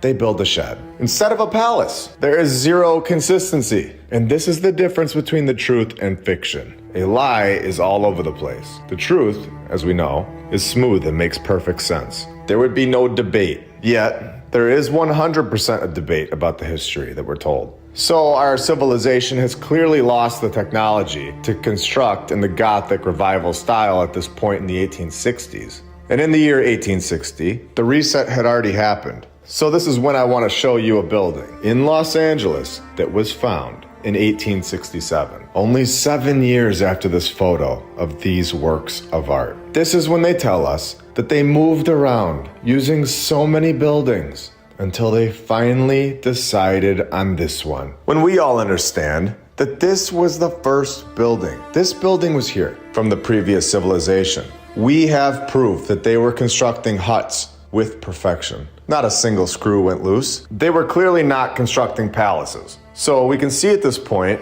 that something is seriously off about the mainstream narrative. It's all over the place, attempting to explain how this building could possibly be here in Los Angeles in the 1860s, during the exact same time of the shed construction days. So they say they moved around, using a variety of buildings, without giving any detail as to which buildings these were, or how they were being built, or why they were moving to so many buildings, especially when I don't see a single building in any photo from the 1860s. So they just settled on this one. This wasn't their first choice, but I guess this building would be okay for them. Unbelievable. I wanted to show you this because you now understand what was going on in Los Angeles, the biggest city in California, during the exact same time period. Because it's time to show what we found when we took a trip to San Diego, California, and investigated Balboa Park, home of the 1915-1916 and 1935 and 1936 World's Fairs. At that point, only had a population of 40,000 people. Yet, of course, they had these massive structures and were supposedly in desperate need of multiple World's Fairs. Balboa Park is a 1,200-acre site. It's massive. You have to take a tour bus in order to see the entire thing. Now they tell us these World's Fairs are the reason that all of these insane architectural landmarks are just sitting here, when we all know that these were constructed by the previous civilization and have been here much longer than we are being told. The shape of Balboa Park's land layout is all over the place. It's a complete mess with jagged edges and, it's a perfect square with perfect 90-degree angles? A perfect land cutout, which we have shown before. How they do this with golf courses and zoos, normally to hide something that was or still under this land that they don't want us to see. Oh, and of course, right here, we have a golf course. Wait, there's also a zoo here? Of course there is. The San Diego Zoo is also located here. So we get both, the zoo and a massive golf course in this perfect 90-degree cutout here in one shot. Incredible. The things that they can hide under a golf course or a zoo are unimaginable by dumping dirt on top of the previous civilization's structures. And nobody's questioning it ever again. And a bird park up here, in case you're interested in that. It's very nice of them. Okay, so we're given a list of museums that are located within this massive layout. 16 of them. We get 17 gardens and 20 attractions and venues. I'm gonna show you guys inside the zoo and see what's going on there. But first I wanna show you what these buildings look like, so we're all on the same page, that none of these buildings are being recreated today, and they last forever, and weren't built for some fair. This one is the San Diego History Center, which is built with perfection, perfect architecture, and isn't going anywhere, where they say they found it in 1928. Balboa Park is also home to the San Diego Museum of Art, which is just mind-blowing that they're trying to tell us that this was built in just 24 months. 100 years ago. Does anyone see their towns getting ready to throw one of these together in just 24 months anytime soon? Since it was so easy back then, 24 months, you'd think we could do it now. Let me know in the comments, please. I've been checking for years, but I haven't seen any plans in my town getting ready to knock one of these out. And I'll tell you what, with our evolving and advancing skills, all of our tax dollars, you would think we could get one of these done somewhere in the world. But of course, we get the excuse that these 18 and early 1900s people, they just worked harder than us. They're so much more dedicated. When Donkeys Incorporated put their chisels to work, they didn't stop for anything. Did they need food or water? Heck no. They got the job done by moonlight and did whatever it took. No training? No problem 150 years ago. Well, we are just lazy. We are distracted. We spend too much time playing video games. Wait, this is ridiculous? Yeah. Oh, and we fully trust them that they have pieces that are from 7,000 years ago in this museum. In the year -5,000. Not -5,001. Not -4,999. But yes, exactly -5,000. Incredible. And they're just on it when it comes to those -5,000 people, but can't give us any construction details from the last 100 years, which is completely acceptable. No, We have seen William Templeton Johnson pinned as the architect for the last two buildings. So, we definitely know that there's something up with this guy, especially when he's out here winning the design competitions for palaces, which we have seen so many times, that there was no shortage of master architects 100 years ago, even 200 years ago. They were all able to supposedly get these drawings together. Everybody in the 1800s and early 1900s were just able to supposedly get these drawings together and get multiple buildings done at the exact same time. This was standard back in the day, supposedly. Beating 6 other architects to design 3 buildings. Of course he was. Okay, so at this point we know there's something major wrong with the narrative. And I want to show you some of the things that I found. Right when we walked in and saw this structure, the whole thing in Balboa Park was set up like a town of an advanced civilization. You had the buildings, and you have this stage where there would have been performances. The problem is that it looks like it's from ancient Greece, not California, with the Greco-Roman style columns and the detail in the architecture. The fact it stands the test of time, no problem at all. And the fact that it's not even close to the only thing that doesn't fit into the California narrative. So we started walking over into what I like to call, and what it feels like, is the city center, where you have this spot where everything kind of comes together, like a downtown area. And you can, of course, see in the background the main attraction. They call it the Museum of Us now, but it's clearly not a museum, and we'll definitely be getting to that. First, I just want to show you what I was seeing up close. And I know I've said this before, but please keep this in mind when you see this. Ask yourself, how many times have you seen any town construct one of these in our entire lifetimes? It is so important to ask yourself this, because this destroys the evolving and advancing evolution lie that we have all been told. This is clearly created by an extremely advanced society, people that were here before our timeline, and they fully understood what they were doing. If this was just a mold, could you imagine the size of the mold going all the way up the face of this building? It would be something that would blow our minds today. This is in California, a place that in this same episode, we were shown that they were living in sheds, yet at the exact same time, told that they were creating this masterpiece. At the exact same time. It's incredible. Now remember, this is all right next to each other. All of these buildings are like 30 feet away from each other. So here we have the Casa de Balboa, or at least this is what they're telling us it's called now, because of course in the last 100 years, they've already changed its name 5 times. First being called the Commerce and Industries Building, then the Canadian Building, and then the Palace of Better Housing, and then it's called the Electric Building, and now it's the Casa de Balboa. And this all proves one massive thing that we can remember and look back on for the first 54 episodes, and look forward to in the future episodes. And this is that they are 100% writing names on these buildings and messing with them to fit their narrative, where the new name is now engraved on the side, when we don't see the Electric Building engraved on the side, even though that was one of its names. So this obviously proves a lot. This shows that we can be 99% sure that they have changed the names to every single one of these buildings here in Balboa Park. And let's be honest, most likely all over the world,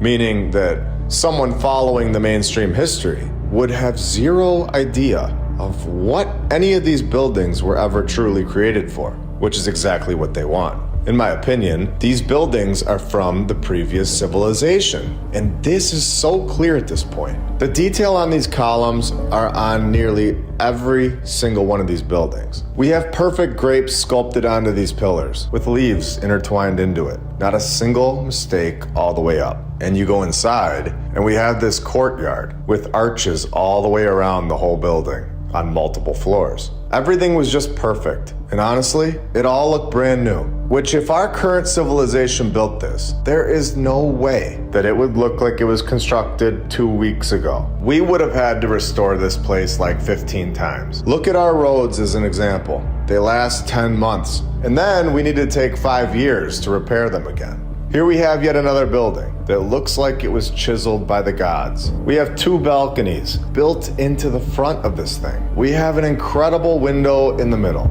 The detail is mind-blowing. If anyone has the chance to go here and see all of these buildings in person, I highly suggest doing that, with possibly the biggest giveaway that these buildings are from the old world and built by a much more advanced civilization that was wiped out and erased from the history books and completely taken out of our timeline. When we zoom in on the front of this building, right above the sign that reads its new name, Casa del Prado, you can see that this building had something written on it that we're not allowed to see today. This section right here was a plate. It was a stamp that told us the true narrative of this building, in my opinion. And they have clearly covered it up and scratched it out so that the building now fits their new timeline and their new narrative. And when you know what to look for, you understand what is going on with these buildings. You know that this is the kind of stuff to look for. It's something that we were blind to before, and now it is so clear. And once you know, you know.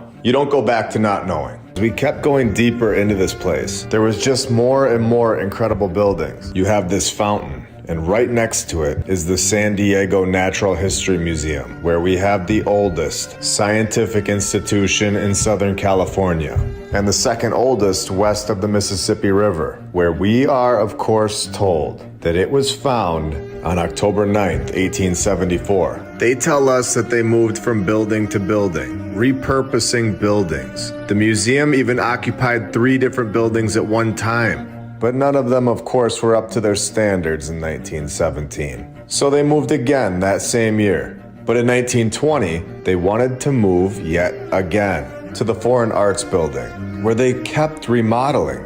And when I say remodeling, I mean destroying.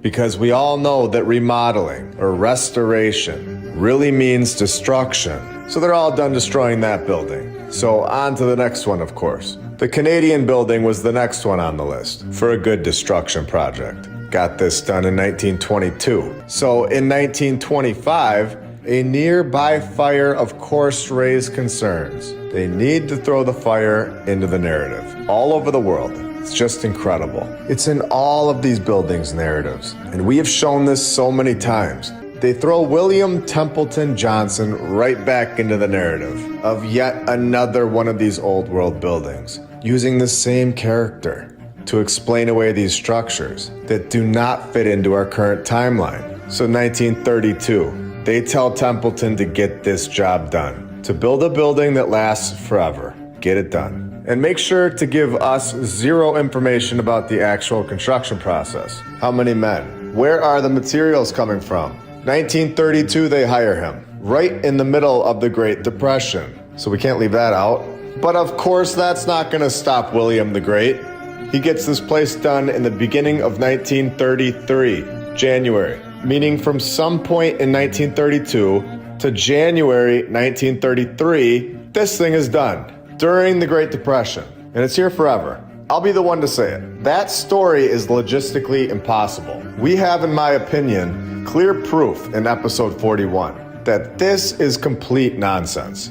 And a construction project like this would never get done in less than a year during this time period. So they go through like 10 buildings, destroying all of them and saying they're restoration projects, and then whip this masterpiece together in a year. It must have been nice back then. Unbelievable. I also mentioned that we went to the San Diego Zoo, which is also located on this site. And it was honestly the weirdest zoo I've ever been to in my life. This was definitely the coolest one overall, if you're just a fan of zoos, because you're just able to be right next to the animals, obviously in a safe way. But you would go down like 200 feet to see all these animals, down a bunch of steps. This is in my opinion and just my thoughts on it, but it felt like it was all built on top of a structure, and they were just putting these animals all around it, because the rest of the area was relatively flat. From all of my research and everything that we know about zoos and golf courses, hiding old world buildings and more, this is just my personal take on it. If anyone's ever been there, you'll know what I mean. But it was really cool. We were able to see the building that they now call the Museum of Us, which is the main attraction, San Diego, California. We went and saw the Museum of Us, which is the new name, since we all know that they have changed the names to all of these buildings many, many times. It was originally called the California Tower. This is what they tell us, and most likely was named something before that. Because before it was called the Museum of Us, it was called the Museum of Man. And this was changed in August of 2020. So they are still changing these old world buildings' names, even to this day. And this is an attempt to make it extremely confusing for someone that is following the mainstream history to ever go all the way back and find the truth. Because once you find the original name of the building, you can then dig into the narrative. But when you throw the new name into the search box, it comes up with everything that's happened with its new name. The new history story, or his story. This building serves as the entrance to Balboa Park. It is 200 feet high with a bell that chimes every quarter hour. And this gets very interesting when we see that public access to the tower had been closed since 1935. You really can't make this stuff up. Locking the doors to the public in 1935. Because of course there's nothing to see here. And in 2015 they begin the process to allow this. But before I read this next part, remember, they supposedly built these entire buildings with perfection over 110 years ago in less than 24 months. And we showed this in our last episode, so here we go. The process began to allow us to all be able to look at the tower again, because they wouldn't hide anything, right? So the process began in 2015, and they need to do some work on it first to make sure that it's all ready for us to see again. The work included making it wheelchair accessible. Okay, that's fine. But then there are, of course, additional things that they are going to do to the building. Architectural and engineering services to evaluate and restore, there's that word again. We know here that restoration is really destruction. This building was perfect, exactly like we have seen when we went to the Pasadena City Hall in episode 33, when it survived perfectly fine for decades. And then they randomly shut it down to make it earthquake proof. And the repair company got a golden ticket for their efforts. When Pasadena has recorded 6,943 earthquakes since 1931. So the building obviously didn't need our help. And I'm just gonna throw this in here before I forget, because this lines up with what we're saying perfectly. That everything was given back to us since 1776, including documenting the weather. So for thousands of years, we were told that no weather forecast was ever observed. Well, leave it to the 1860s. Donkey riding cowboys that were of course suffering in sheds, but also had castles to get this done no problem at all. Okay, now let's continue. To evaluate and restore the highly ornamental cast stone facades and complete re-roofing and repair of the tile domes. So in my eyes and in my opinion, based on everything that we know and have seen to this point, everything that they just listed in this paragraph that they supposedly fixed up before allowing us to see it for 80 years, having it locked away from us, the public, every single one of these things that they just named were destroyed or dramatically changed to fit into the mainstream narrative. There was something in here that we were not supposed to see. It was locked away. It would have totally changed the mainstream narrative of Balboa Park, or possibly the rest of the world, with this building being the main attraction and the entrance to the park. There was surely something important inside this building, and it was definitely not built to be a museum. So we know that these buildings were constructed in less than 24 months, like we have said and shown. So this whole fix-up project, from the point of deciding that it needs to be fixed up in 2015 to the completion date of the destruction, it better have been faster than the people of 110 years ago, since the 2015 people aren't building the entire building. And we are, of course, evolving in advance. Wait, no? What is this? It took them 60 months just to destroy this place? I mean, repair? It was completed in 2020, taking them a total of 5 years to complete the project. And they finish it off with a nice gesture, saying that they, of course, preserved the tower's exterior. So nice of them. All right, so at this point, we fully understand that they have destroyed anything at this site of Balboa Park that would have hands down given the old world away to us. Any depictions, any dates, all of that. And we know from our last episode, episode 55, that they defaced a plate on the front of this totally average, very easily constructed building. We also know that they are destroying and hiding things from the public for 80 years, which we have shown today. And this isn't sketchy at all. Well, actually it is. We are also told of the buildings that still remain at Balboa Park from the exposition. Of the buildings that still remain, so we also know that they have destroyed a lot of the buildings from Balboa Park, removed them completely from our timeline, because these types of masterpieces were very easily constructed in the 18 and the 1900s. This type of construction was very bland and was a simple upgrade from their shed homes that they would go home to after building with their horses and wagons. And of course, these buildings were nothing like the incredible Kleksinski building, currently located in Chicago, that took our civilization 14 years to complete with its perfect 90-degree angles, its incredible stonework. Oh, there wasn't any stone? No? Okay. Well, then it's perfect marble. What? Wait, no marble either? No. It's a perfect box that took 14 years to build, when we were all watching and real documentation was taking place. So what happened to all these buildings that they destroyed? Do you all remember when I said in episode 55 that zoos and golf courses hide buildings? They hide structures. Do you remember when I said that it felt like I was walking down something that was hidden and the animals were placed around something? Do you want to see what I'm talking about? Are you ready?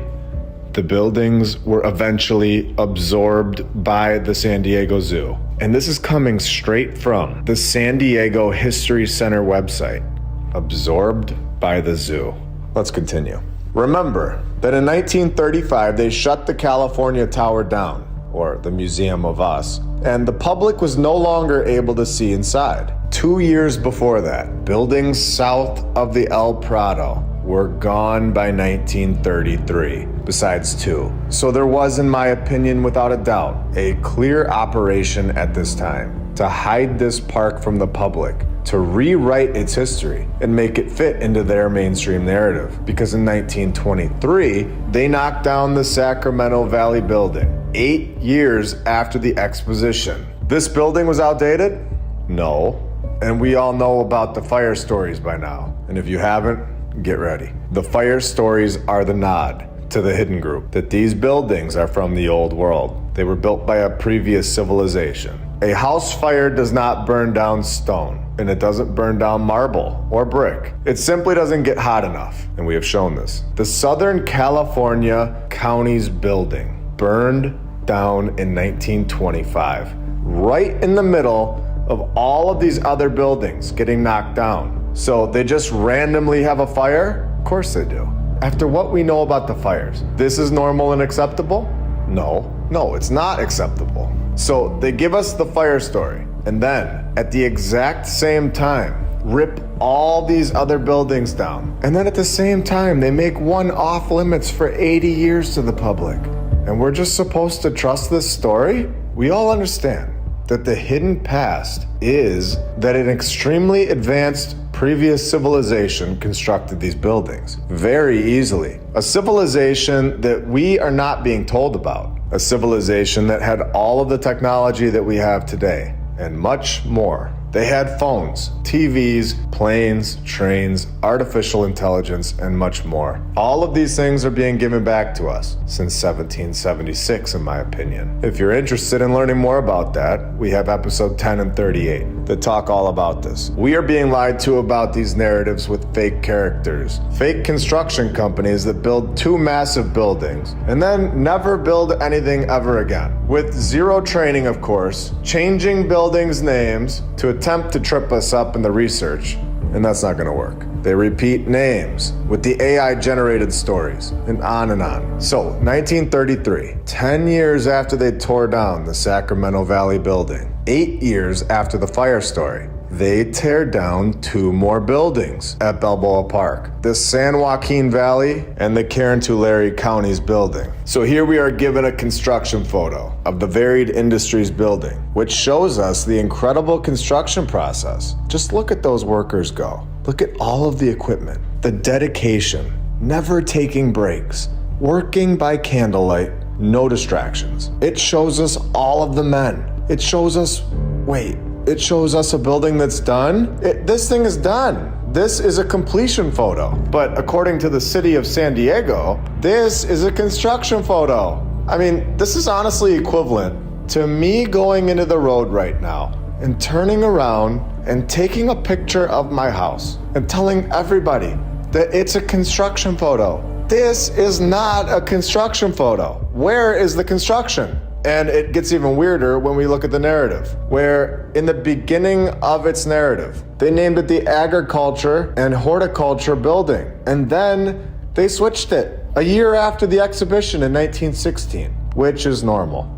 No. They switch it to the Foreign and Domestic Industries Building because it's a repurposed building. It's repurposed from the old world, because the previous civilization did not build this building to have it changed purposes over and over. They built it for a reason, and it was not to be a foreign and domestic industries building. This is the same thing where the USA is the land of the free. Yeah, they got a lot of free buildings that were located on their land in 1776. So it's getting a lot clearer now. And of course, the next sentence proves what we're saying here, that all of these buildings located in Balboa Park were found and repurposed. All of the names were switched from the original name over and over, which I believe is the case with all old world buildings. None of them were originally a bank. They weren't post offices. They weren't Capitol buildings. This is a worldwide operation, and these stories are just that. They're stories. When the name of this building has changed many times since it was found, naming it the County Fair Building, the Food and Beverage Building, and on and on. And of course, this was just your average food and beverage building over 100 years ago, where we are told that the facade looked like the entrance to a church, and this church look was reinforced because it had the appearance of a bishop in a medallion above the central door, and a cross in the starburst medallion. Okay, so this place was obviously incredible, and its original purpose is much different than what it's used for today, just like all of these other buildings. So in 1970 to 1971, they destroyed this building in a reconstruction project. And of course, the new one did not replicate the original.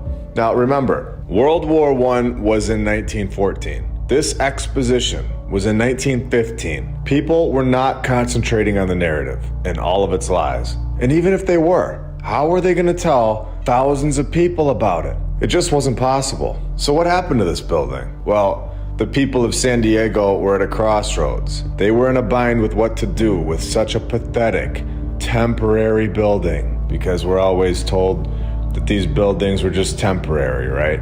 But they last forever if they just left them alone. With incredible architecture. What would they possibly use it for? Well, 1 year after the exposition in 1916, they built this building, and now what? The military needed the space, so the building got to stick around, where they used it as a barracks and a post office. And what do you know? This building was also damaged. The money was, of course, not enough to fix it, so it continued to deteriorate. I wonder what a lot of these wars are actually used for. They wouldn't be an operation to destroy the old world, would they? Remember when we were told that they stopped allowing the public into the California Tower in 1935? Well, the mainstream history just can't put their finger on why the Farm Bureau discontinued the use of Balboa Park for its county fair in 1931, just 4 years before the public was no longer allowed to go inside these buildings. Well, I would say that we know exactly why they didn't want to hold any county fairs here anymore at Balboa Park. And this wouldn't be an operation without a second exposition at the exact same location of Balboa Park. This one being held at the exact same year of 1935. It's incredible. Clearly they have found something major that went against their narrative, and they needed to run it back a second time. So in 1914, we get World War I. 1 year later, 1915, we get Balboa Park Exposition number 1. 1935, we get Balboa Park Exposition number 2. 1 year later, 1936, we get World War II, where they now have yet another name for this building, Building 212, used now by Red Cross, while the Navy yet again modified the interior. Are you still on the fence? well, there wouldn't be another. No way. This is so clear at this point. The San Diego Aerospace Museum moved into the building briefly in September 1961 before transferring its exhibits across the street to the Electric Building in 1963, where they stayed until a fire in 1978 destroyed the building. Now, I have a lot to share, and I think we have a solid understanding at this point that the narrative surrounding Balboa Park has consistencies with what we have seen across the world. An inspiring story, the history of this building you see behind me, which was a gathering place, a popular one for people, and then it burned to the ground. But like we're seeing now in Paris, the community came together to save it. And in 1978, it too was destroyed by fire. It's now has been one of the great regional theaters of the world. The Old Globe Theater was built in 1935 for the California Pacific International Expo and quickly became a popular San Diego landmark. That arson fire in 1978 took the building, but not the fighting spirit of those who loved what it meant for our city. It's my home. And we'll build it again. The narrative holds multiple fire stories. There are so many destroyed buildings within such a short time frame. The same years, basically. It is incredible when you know what to look for. So it's time to go to the east coast of the USA, Buffalo, New York, where we will find the Dennis Building, and yet another building that holds multiple names. The Dennis Building, the Glenny Store, or Crockery Store, the Glenny Building, and the Stanton Building, and yet another building that, of course, holds a fire story in 1905. And not only that, but we also get the reoccurring names. Yes, it is possible for him and his sons to have the exact same name. But when we have seen this in so many narratives about these old world buildings, where both brothers marry somebody named Alice, and their mom is also Alice, and their dog, and their cat, and their hamster that they found at Alice Pet Store. And the building is also named Alice. And this has happened hundreds of times, where the AI is generating these names over and over. And then it becomes so clear that these mainstream narratives surrounding these buildings are AI generated. And they are produced on a mass scale, which is why so many names are reoccurring. The fire story is in nearly every single one of them, and on and on. It also shows how these narratives could be completed so fast, and this really wouldn't be that difficult to produce in such a short time frame. You just throw in the parameters that they want covered in the narrative, and the ChatGPT can do it in 2 seconds. We all know here that the ChatGPT didn't just come out. It's not brand new. We know this. It's been here before for a very long time, and the Hidden Group has had it. We have shown this in previous episodes, and it's definitely something to point out and keep in mind for the future, because we have William H. Glenny, where he has a son with the same name, William H. Glenny. And like I said, it wouldn't be weird, but we have seen this so many times. Now, we are told that modernization of the ground floor has destroyed any identifying plaques, and it is not known if the building was the product of a local manufacturer.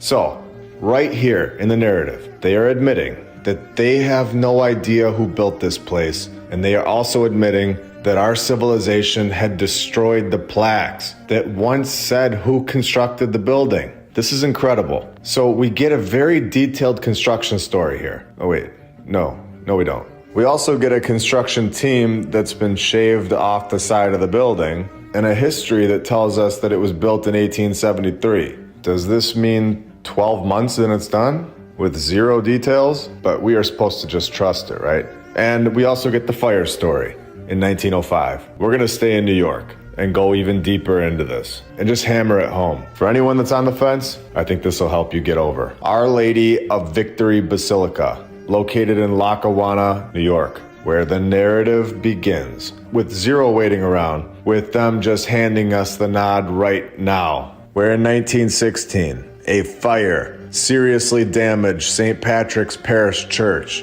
in Lackawanna, New York. And they tell us that Father Baker just needed to replace that one. The one that has 0 documented evidence that it was ever even here. So in 1921, they knocked down a building that has no proof that it was ever even there. And 4 years later, this one that we see today is just there forever. It's very simple stuff 100 years ago. So we get the fire nod again. And in 1941, we of course get another destruction story, where a violent lightning storm causes significant damage to the new building's Twin Towers. More Twin Tower stories in New York. So they had to destroy that part of the building and use the powerful lightning of 1941 as an excuse. But of course, after 1941, they never had to worry about the lightning ever again, which is normal and acceptable. No. And I'm going to show you again that this building is from the old world. And they destroy it with these refurbished projects, restoration and the rest, like we have talked about a lot today. They say that Baker died and Joseph takes over. The first thing that Joseph wants to do is take charge of a refurbished project where he has the marble towers replaced. What in the world is he doing taking marble towers off of this building? That is completely backwards. You would not take marble towers off of anything. You would put marble towers on a building if you could. This is a clear operation to diminish the work of the old world and replace it with copper. And what do you know? The copper that he put on there turns green and needs to be replaced with a new one. I love asking this because it really proves the point that these buildings are from the old world and these narratives are ridiculous. But do any of our towns, anywhere in the world, have any upcoming plans? Or ever in your life, have they ever had any plans to knock one of these out or anything close to it in just 4 years? My town did come close when they built a Dunkin' Donuts a few years ago. And let me tell you, it was a Dunkin' Donuts built by the gods of the 21st century. It is perfect. The detail in the stonework is incredible. The architecture, it's just perfect. And it only took them 5 years to plan it out and get the whole thing done. Do you remember when in episode 36, we went and saw the 132-foot tall Tower Castle, the Altgeld Hall, located on the campus of the University of Illinois, Urbana-Champaign, a castle that was constructed in less than a year, over 125 years ago, which we documented in episode 41, that this construction timeline is logistically impossible, especially in that time period. We also know that the building is going through a restoration project. Buildings from the old world, the previous civilization, were built to last lifetimes, hundreds of thousands of years. They definitely don't need our help, the way that our modern construction does, where our roads are falling apart after 5 years. And these mainstream stories have many hidden clues, just waiting for us to find them. And I believe that we just did. The Altgeld Hall, with the name Altgeld, this translating in German to old money, with a clear nod to the old world, that the name of the building is literally old money. And I believe that we just took this research to a whole nother level, where we now understand that they are using multiple languages to hide these codes within the narrative. And this is going to unlock so many doors for us. So we have the building that is named Old World Money, where there probably was old gold stashed inside when they founded it. And this, of course, isn't the first destruction project, because in 1956, only 59 years after they supposedly built this castle, it got its last big renovation. A big renovation, 59 years after it was built.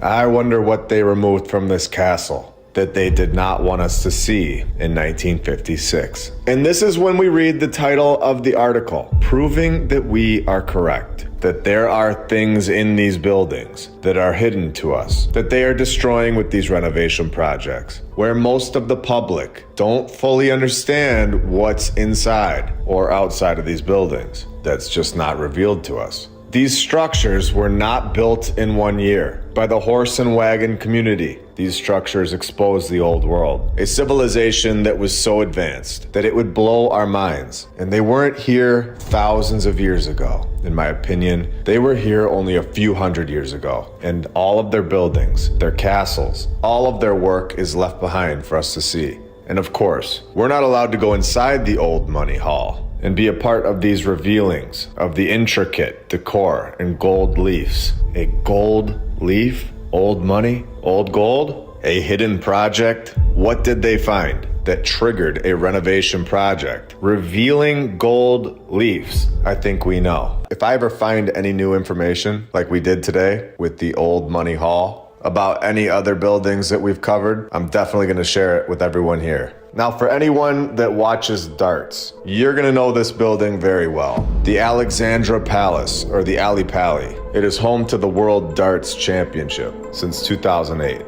If you've seen my first 56 episodes, you'll know that we've just located yet another old world building. The Alexandra Palace was built by John Johnson, another reoccurring AI-generated name, and Alfred Meeson, where it opened in 1873, but following a fire. 16 days after it opened. 16 days after it opened? Really?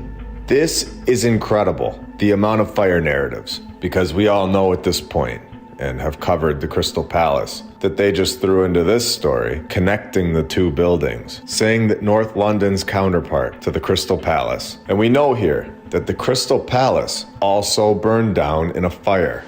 The connections that are made within these narratives are incredible. So let's just follow this path of fires for a minute and see where they lead us. And we'll come back to the Alexandra Palace right after. The Crystal Palace had a reoccurring name because the AI says the daughter's name is also Crystal. And they were walking their dog. The dog was probably also named Crystal. And they just realized randomly that the massive crystal structure was burning down, where 89 fire engines and 400 firemen couldn't save the building. How long was the building burning down before they realized it? Nobody saw any smoke?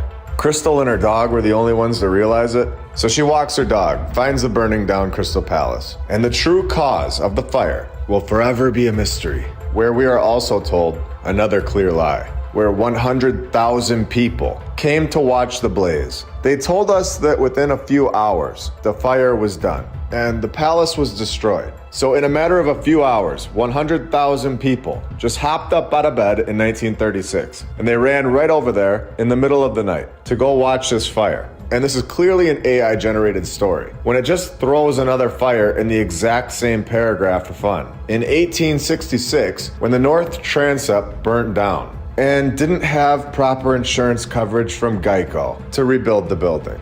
No.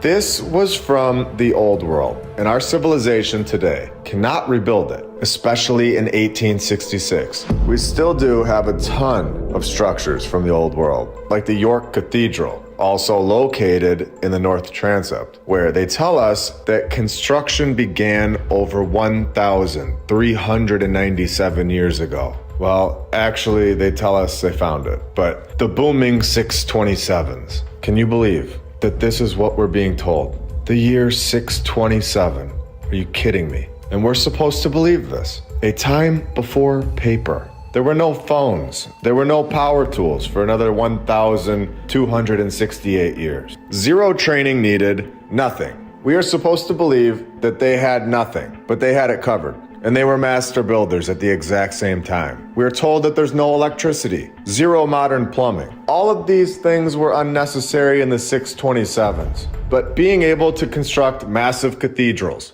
that was just embedded in their DNA. Over 1,400 years later, today, we have classes that go into great detail, supposedly, learning architecture skills from the very best teachers of our time period. Yet, I don't see anybody constructing this type of structure for everybody to see. But yet they did this so many times, all over the world. And guess what? All of their work is still here for us to see. Could you imagine the buildings, the structures that were here before we were born, that have been destroyed by now? Just look at the size of the doorways. Everything was just massive and over the top to our civilization. But completely normal to the old world. And of course, in the year 741, they know all about this building. But 1,000 years later, as we've shown, that they have no idea who constructed anything. They don't tell us any details about the construction process, how many men, where the materials come from, none of that. But here we go.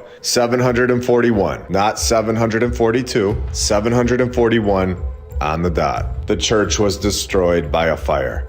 So, we get the nod. And how did we not see the fires before? This is insane, the amount of fires. How can every single one of these old world buildings hold a fire narrative? And nobody noticed it until now. These fires are insane, and a very clear pattern that this narrative was just sitting here waiting for us to find it. Egbert's librarian got to work. He started the reconstruction, and thankfully, Ian Bald was there to take over and wrap this palace up, no problem. I couldn't be more thankful that we know the truth, that these stories are just that, they're stories. It is so much more fun knowing the truth, understanding that no librarian just sits around waiting for a fire to then knock out palaces 1,400 years ago. Understanding that no damage took place in 1069. And what we see today is the original building. And there were no Thomases of the 1070s getting the repairs done in less than 5 years, for it then to be destroyed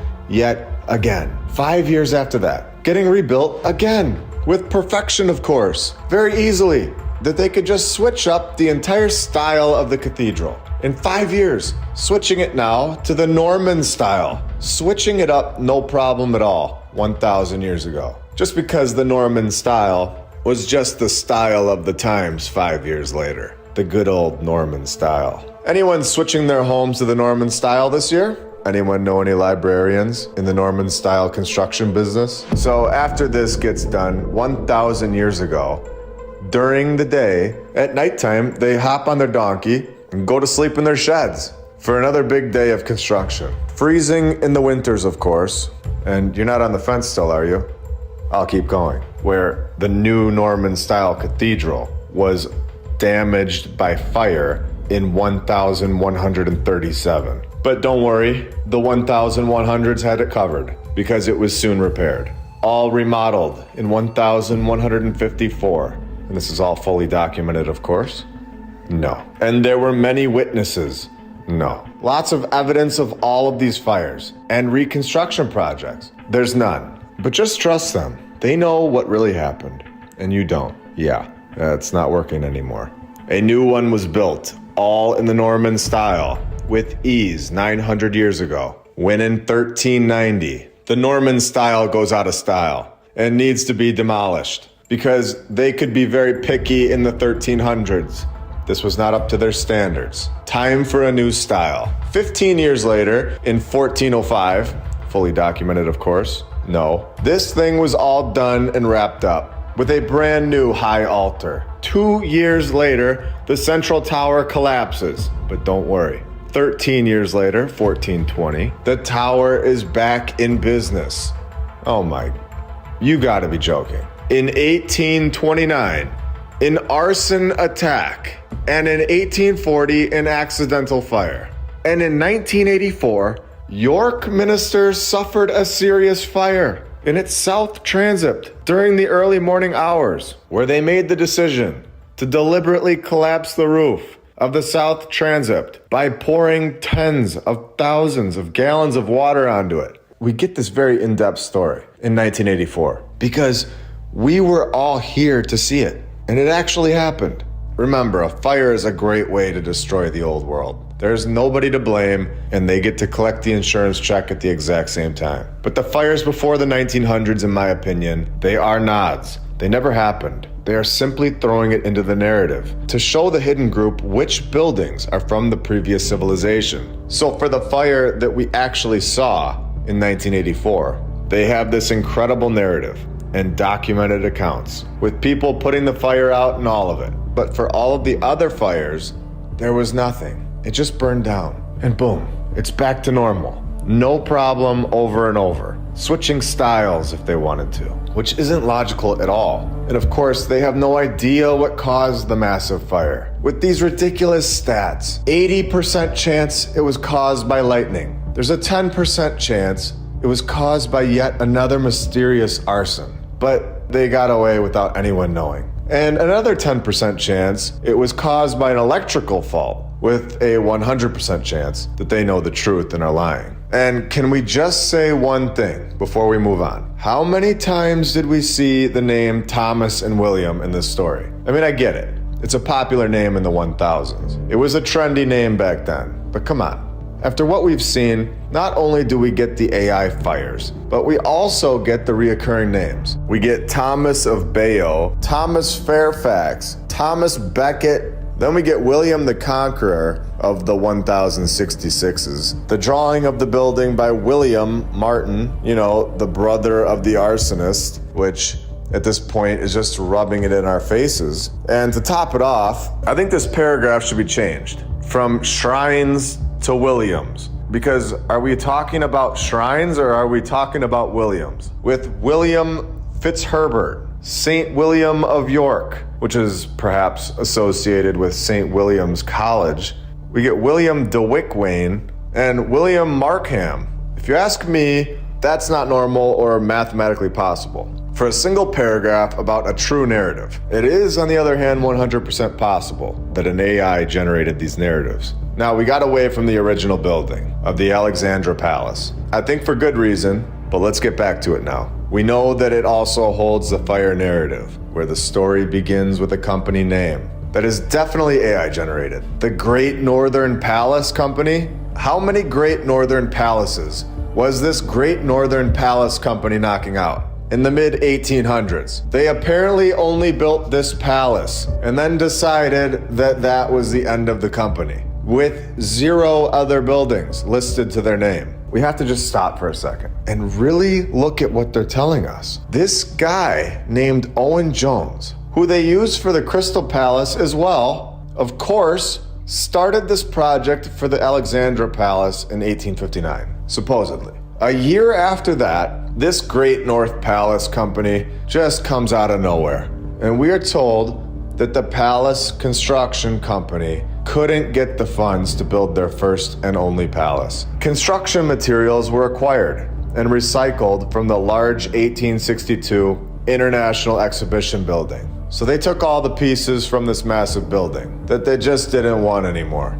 In my opinion, the buildings both have the exact same material. So they are trying to attempt to explain why this is the case by saying that they just went over to the other one, took the other one apart, and used it for this one, when in reality, they were built by the same old world civilization. So let's pretend it's 2024, and we make a new construction company called Your Everyday Palace Construction Company, and they have 0 money, and just start ripping apart the SoFi Stadium. And they build a little miniature version of it. And we all agree that this is a great idea and totally normal and acceptable. Are we all on the same page that that is ridiculous? Okay, good. Let's continue. In 1863, 3 years later, they begin to try and explain away why this palace sits on top of a hill, which is very interesting because we all know about the hills and how they most likely are just grass, covering bigger structures under what we can see, especially when this is installed into the narrative, that the palace sits on a site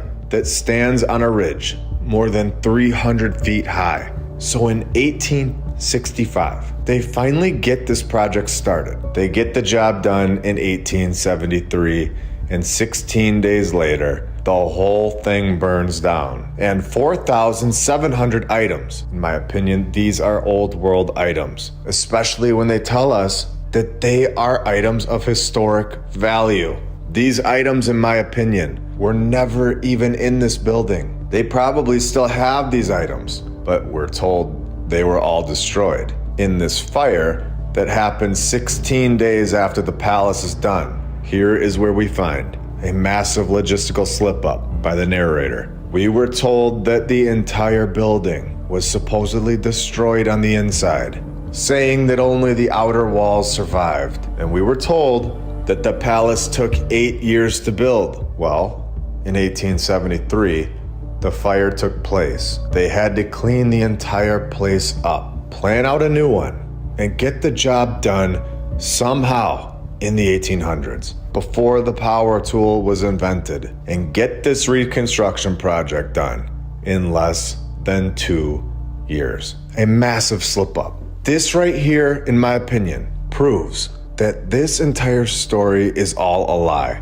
This is logistically impossible today in 2024. We would not be able to come close to getting this project done in that time frame. Yet, in 1873 to 1875, we are told, and we are supposed to believe, that they had no problem at all doing it. Just giving us a quick sentence that the palace was quickly rebuilt and reopened in 1875. How many men did they need? Who constructed that one? Who cleaned the other one up? And this wasn't like a few basic drywall sheets that they just had to throw together and call it a day. No. They say the brand new Alexandra Palace, the one that took less than 2 years in the 1800s, before the power tool, contained a concert hall, art galleries, a museum, a lecture hall, a library, a banqueting room, and a large theater. Why are they leaving out massive details for this project? This is incredible. This place even had a horse racing course that they destroyed in 1970, a Japanese village, and other things. And do you also find it odd that these sports teams just started popping up in the late 1800s? There are none from the 1700s. Do you find that odd? This goes back to episode 10 and 38. That the timeline, in my opinion, begins in 1776. And I want to make this clear. I don't think that the USA is the reason for the kickstart. This isn't a USA versus the world topic. Every country, in my opinion, was also created to create borders and division. Passports, as we have talked about, have also just arrived in the 1800s, so that you are physically jailed within the walls that they have provided, unless you have papers to visit other lands. Which should be a given right, that we should just be able to visit wherever we want, since this is where we were born. I think that the world is operating together. The world is conducting this operation that planned out the USA in 1776. And that was the initial starting point to the new timeline that we are all presented. My point is that we are told that for millions of years, humans invented nothing, but were very capable of building the Milan Cathedral and all the incredible structures from thousands of years ago. And these civilizations that constructed these things, we are told, had nothing. They didn't have electricity, no cars, no planes, no trains, no phones to communicate. Yet we see star forts all over the world. They look exactly the same. With zero communication, we are told that only 500 years ago, Columbus found America. Yet there are star forts all over the USA that look exactly like the ones in Europe. We have nothing for millions of years, but so many so-called inventions have just come out of nowhere in the last 200 years. The probability of us having nothing, riding by feathers, riding on donkeys, no power tools, and living in sheds, that is simply, in my mind, mathematically impossible. Oh, did you think we were done with the Alexandra Palace?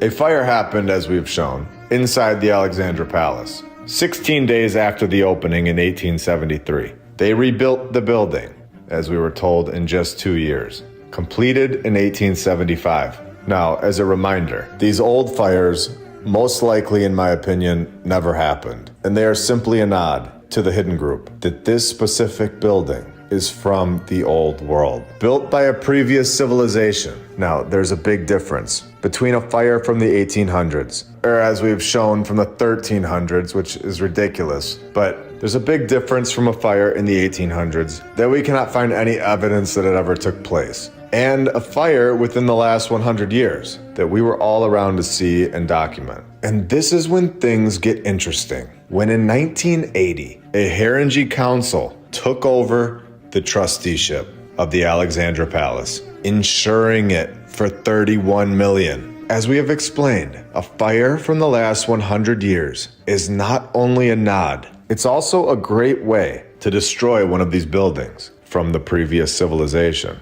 without anyone to blame. Not only do they get to destroy the building, but they also collect the insurance check. It is a win-win for them. And this Haringey Council is worth an investigation, because just 6 months after they insured it for $31 million, a fire started under the organ that completely spread. It destroyed half of the building.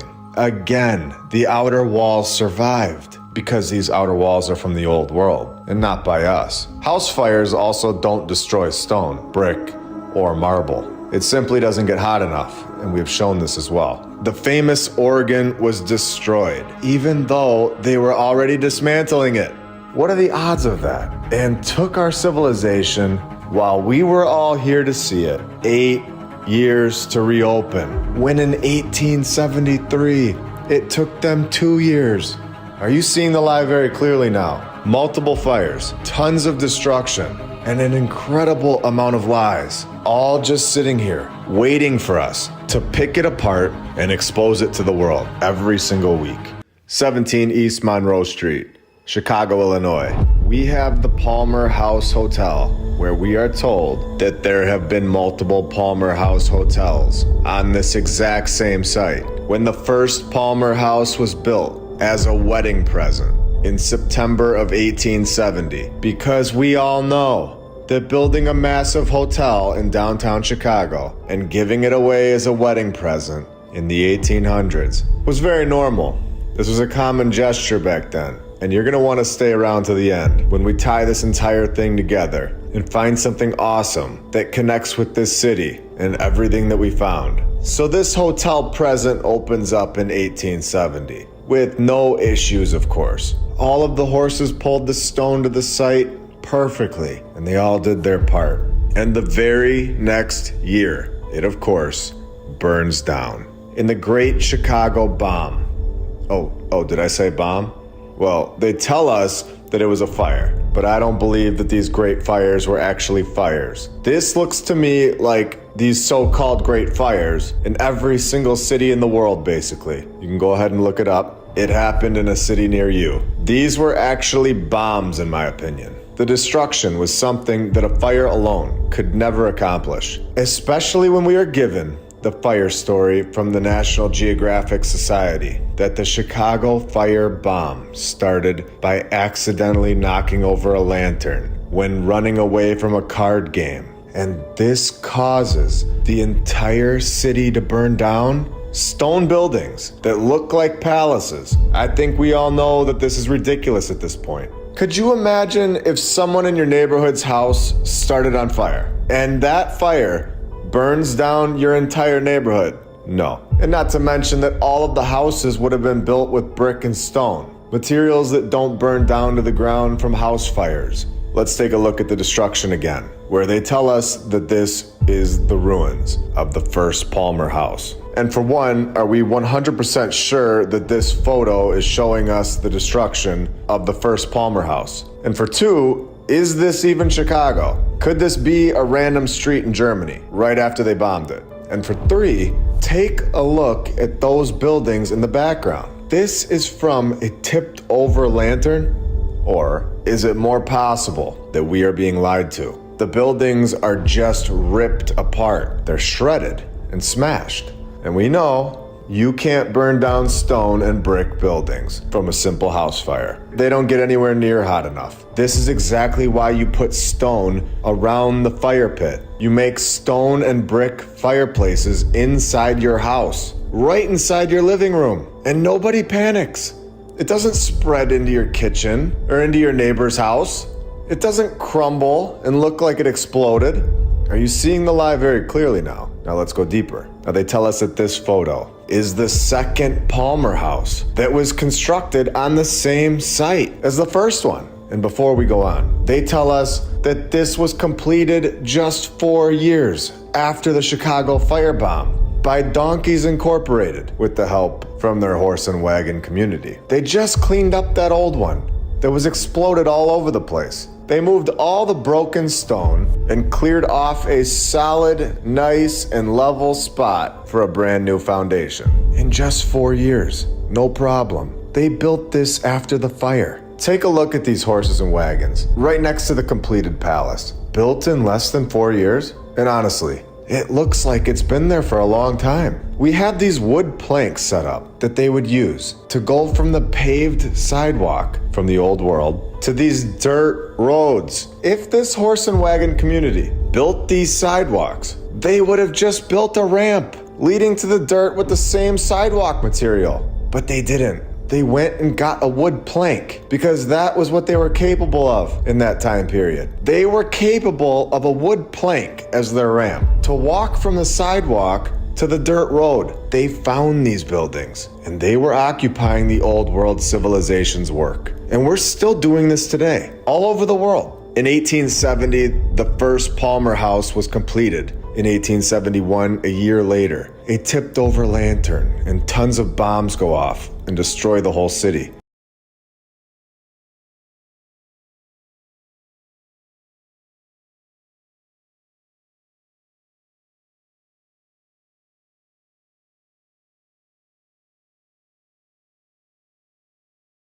To clean up 2 buildings. So in 1871, how long do you think it would take those horse and wagons, realistically, without massive equipment? How long would it take them to clean this up? Not 8 months, I can guarantee you that. It would have taken them years. So now knowing this information, here we go. We are told that they cleaned up this entire site. They planned out a new one with perfection. They made sure they had the right construction team picked out. They planned out the materials. They had enough horses and wagons to pull the stone and marble. Everything else they needed to do, permits and everything. And get this second building done in 1875. Completed in 1875. From the point of the fire to the completion date, only taking 4 years. With Chicago winters being brutal, we know that this is logistically impossible, and they give us this nice photo of it. When today,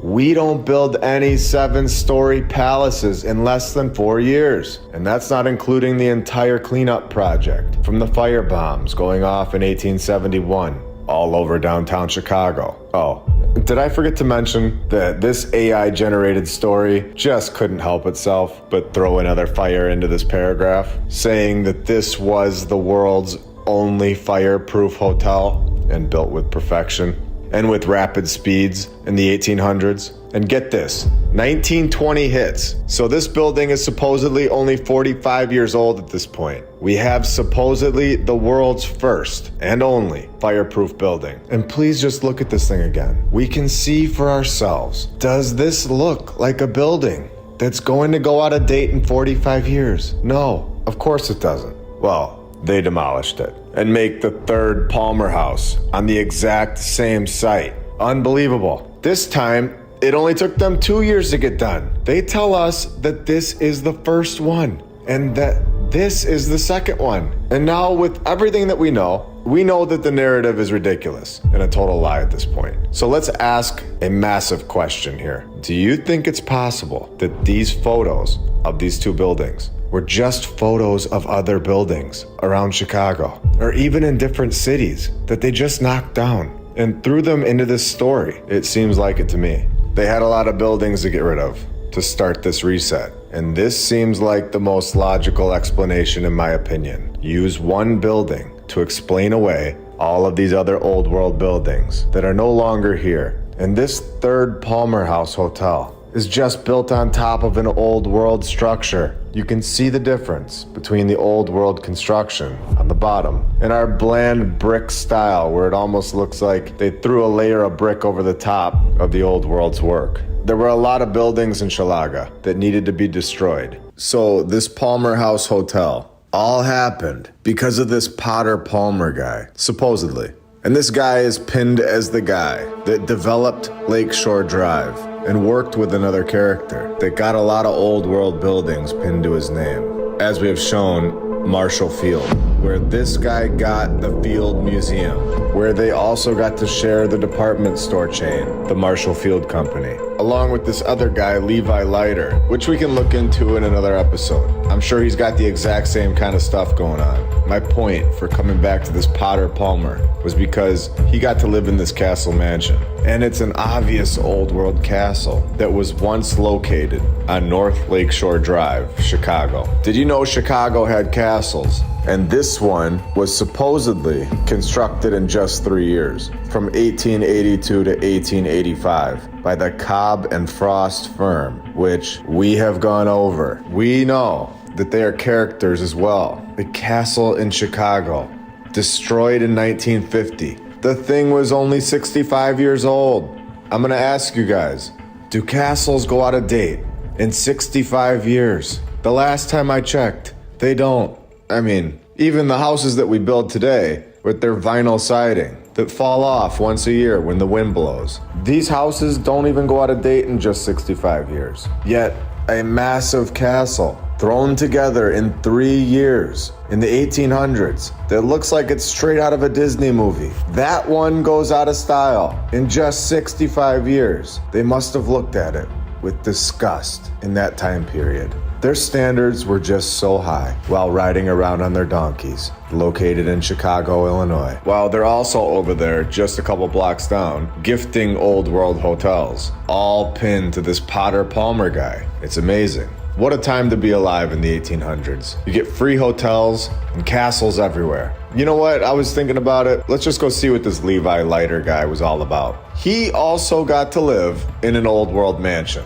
They tell us that this one was constructed in 1891. That's the only construction details that they give us on this mansion, where we have seen in previous episodes that they know all about the year -300, over 2,300 years ago. They give us these ridiculous stories about construction, but in 1891, there's nothing. The 55-room marble stairway with a great hall mansion was, of course, taken over by the US government and then demolished just 56 years after it was built because there was nothing to see there. No. And this whole project, we are told, started in 1891, where the old world building that had white marble ceilings, an elaborate fireplace, carved woodwork, because this was very normal stuff in the 1800s. Anybody could have done that. They don't even care to mention who that would have been. They knocked out that hand-carved woodwork that they only needed for 56 years. They start the project in 1891, where he buys the land on June 12th. We are being told that they still haven't started the construction because they finally get the permit. We already know this thing is done in 1893, so they better get going on it. We only got 18 months to work with now. So they get this Theo guy picked out, where they give us a list of other buildings to investigate, because this St. Thomas Church is also destroyed. So we get stained glass windows, a marble stairway, hand-carved woodwork, marble ceilings with zero information as to where all of this material even came from. We are told, and we are supposed to believe, that this 55-room masterpiece is done in less than 18 months. When they tell us it was done at some point in 1893, where they decide that it's just not cutting it anymore, and they all agree to knock it down just 56 years later. In a realistic world where everybody is thinking logically, this is a story for a baby. We don't build places today in 18 months and then knock them down in just 56 years. And they didn't do that in the 1800s either. This building was here much longer than we were being told. And this very wealthy individual was clearly a part of a group that allowed him to occupy this old world mansion. And then this is where they give us a clue for us to dig deeper. The clue is Theo Chandler, where they tell us that he designed this castle that got destroyed after just 56 years of use. Well, he also had a few other things attached to his name that should open a few eyes. First of all, he is off supposedly designing a brand new castle in Newcastle County, and they name it the Courthouse. A new castle located in a county called Newcastle in the USA, where it only got to stand for 40 years. At this point, alarms should be going off. A very clear pattern with these specific characters, where they are pinned to these old world buildings that hold narratives of incredible construction projects that are being destroyed after such a short amount of time. If we are advancing and times are easier now, we are better at construction now versus the 1800s. Why would they be knocking these type of structures down after just 40 years when we are clearly more advanced than the 1800s in nearly every single aspect, including training processes? We have established construction teams. We have incredible equipment, tools, and resources. And we would never do this. We would never knock this building down after just 40 years. Our towns build the ugliest buildings with basic materials and basic boring 90-degree angles. They look like boxes. Yet when the 1800s supposedly built a courthouse, it's a masterpiece that they could afford to and all agree to knock down. It's completely backwards and it isn't logical. Something much deeper is going on. And we know here that these are destruction projects to remove buildings that were previously here, built by a much more advanced civilization, and not built by Theo, while he's over there directing the project from inside his wagon carriage behind his horse on the dirt road. So let's take a look at what's really being said here. The building stood for just 40 years, which we know here that is not true. It was here much longer than that, and I need to make that clear. But they say that this was the best known building in the city, adding to the point that nobody would ever knock this thing down. The best known building in the city? After just 40 years? That's the time to blow it up? And this part of the paragraph is very interesting in my opinion, where they say, even if very few people now know what used to stand there, and this goes for the whole world, we really don't know what was knocked down before we were born. How long have they been knocking down buildings? 200 years? 300 years? We know, and we have documented many times, that they are still destroying these buildings today. But in the 1800s, there was no way to communicate this to thousands and millions of people, to let everybody know that this is happening in their town, and so that everyone could share that it was also happening in their town at the exact same time. They didn't have internet. I believe this was all taken away before 1776 and slowly given back to us. From that point on, the only news that anyone had that was being shared with the population was all controlled. And it seems like our ancestors from the 1800s were all just under their spell, and nobody could see what was going on around them and what the controllers were doing. And it also seems like up until just a few years ago, this was still going on, just destroying a lot of the old world's work, with nobody really realizing it. So here we have a destruction photo from 1919, where we are told, and are being made to believe, that only 39 years after its construction, the basically brand new, incredible stone structure was out of date and needed to be torn down. We know that this thing was much older, and as we've said, nobody is knocking this thing down after just 39 years. We are also told that the writer of this article thinks that many people who watched it get knocked down also watched it get built, which is simply not the case. And this is a demolition, a planned demolition. It was torn down. There was no fire. Take a look at the structure. And now let's look at the Palmer House from earlier. They look exactly the same. They both look like they've been destroyed on purpose, proving my point that no fire took down these buildings. Either it was a planned bomb in all of these cities with the Great Fire bombs, or they were just going door to door using high velocity explosives. And this brings up something that I've been thinking a lot about. We have all of these stories about these buildings that were knocked down, but it does make you think about how many buildings were destroyed before 1800 that we don't have any narratives or photos of, and they were just wiped out. Buildings that weren't classified as courthouses, but just regular stores, to create a new timeline and new narratives. Just based on these incredible mansions, hotels, castles, and courthouses in the USA that were demolished, it makes you really think and wonder if Budapest, the way that every single building basically looks like it's straight out of the old world, it makes you think, did nearly every single city in the world at one point before their Great Fire date look exactly like Budapest? And the buildings that made it through the main destruction on that Great Fire date, these were the structures that needed to be explained away in a false narrative and fit into our timeline for a 39-year gap and tossed out before anyone really noticed it. We have the Symphony Center, a music complex located at 220 South Michigan Avenue, a building that is here for everyone to see. In Chicago, Illinois, a building that holds a 2,522-seat orchestra hall, a rehearsal hall and performance space, a ballroom, an event space that overlooks Michigan Avenue, and the Art Institute of Chicago that holds a multi-story rotunda. And for the best part of the story and the clear giveaway, this building, we are told, had its construction begin in May of 1904 and held its first concert that same exact year in December of 1904, over 120 years ago. All of this getting done in 7 months. That would be incredible if it was true. And we don't get the fire narrative here, but we do get an architect with the name Daniel Burnham. Burn. Really.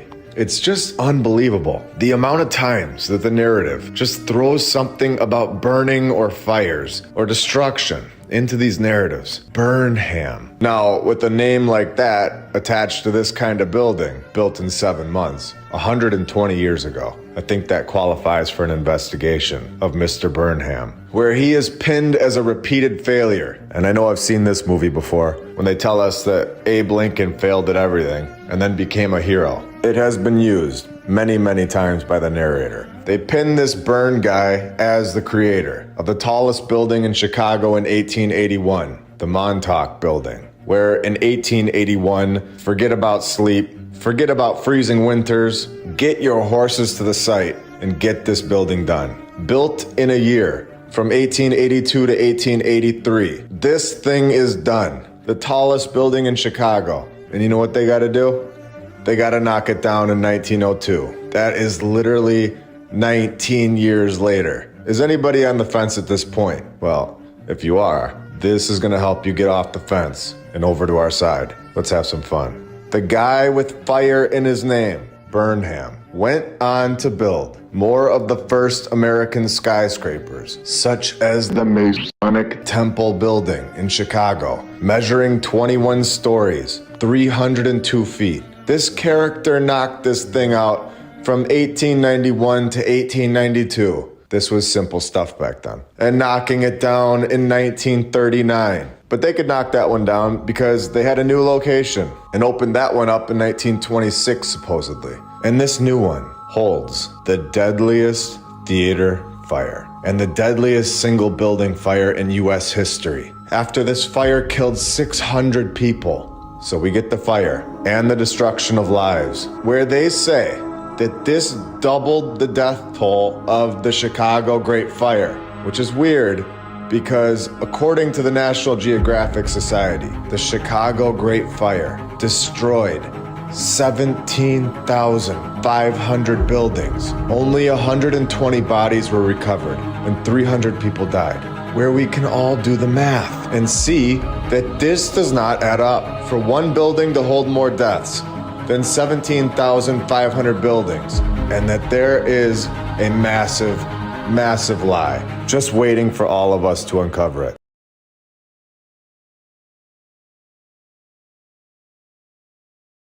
What would happen if today we proved to the world that the Great Fire narratives all over the world are a massive, massive cover-up, proving that they were actually huge demolition projects, removing buildings that were built prior to 1776, and that the population of these massive cities were basically zero? What if I told you that today, after this episode, you will never think about the Great Fires the same way ever again? What if I told you that after this episode, you will never trust the mainstream history ever again?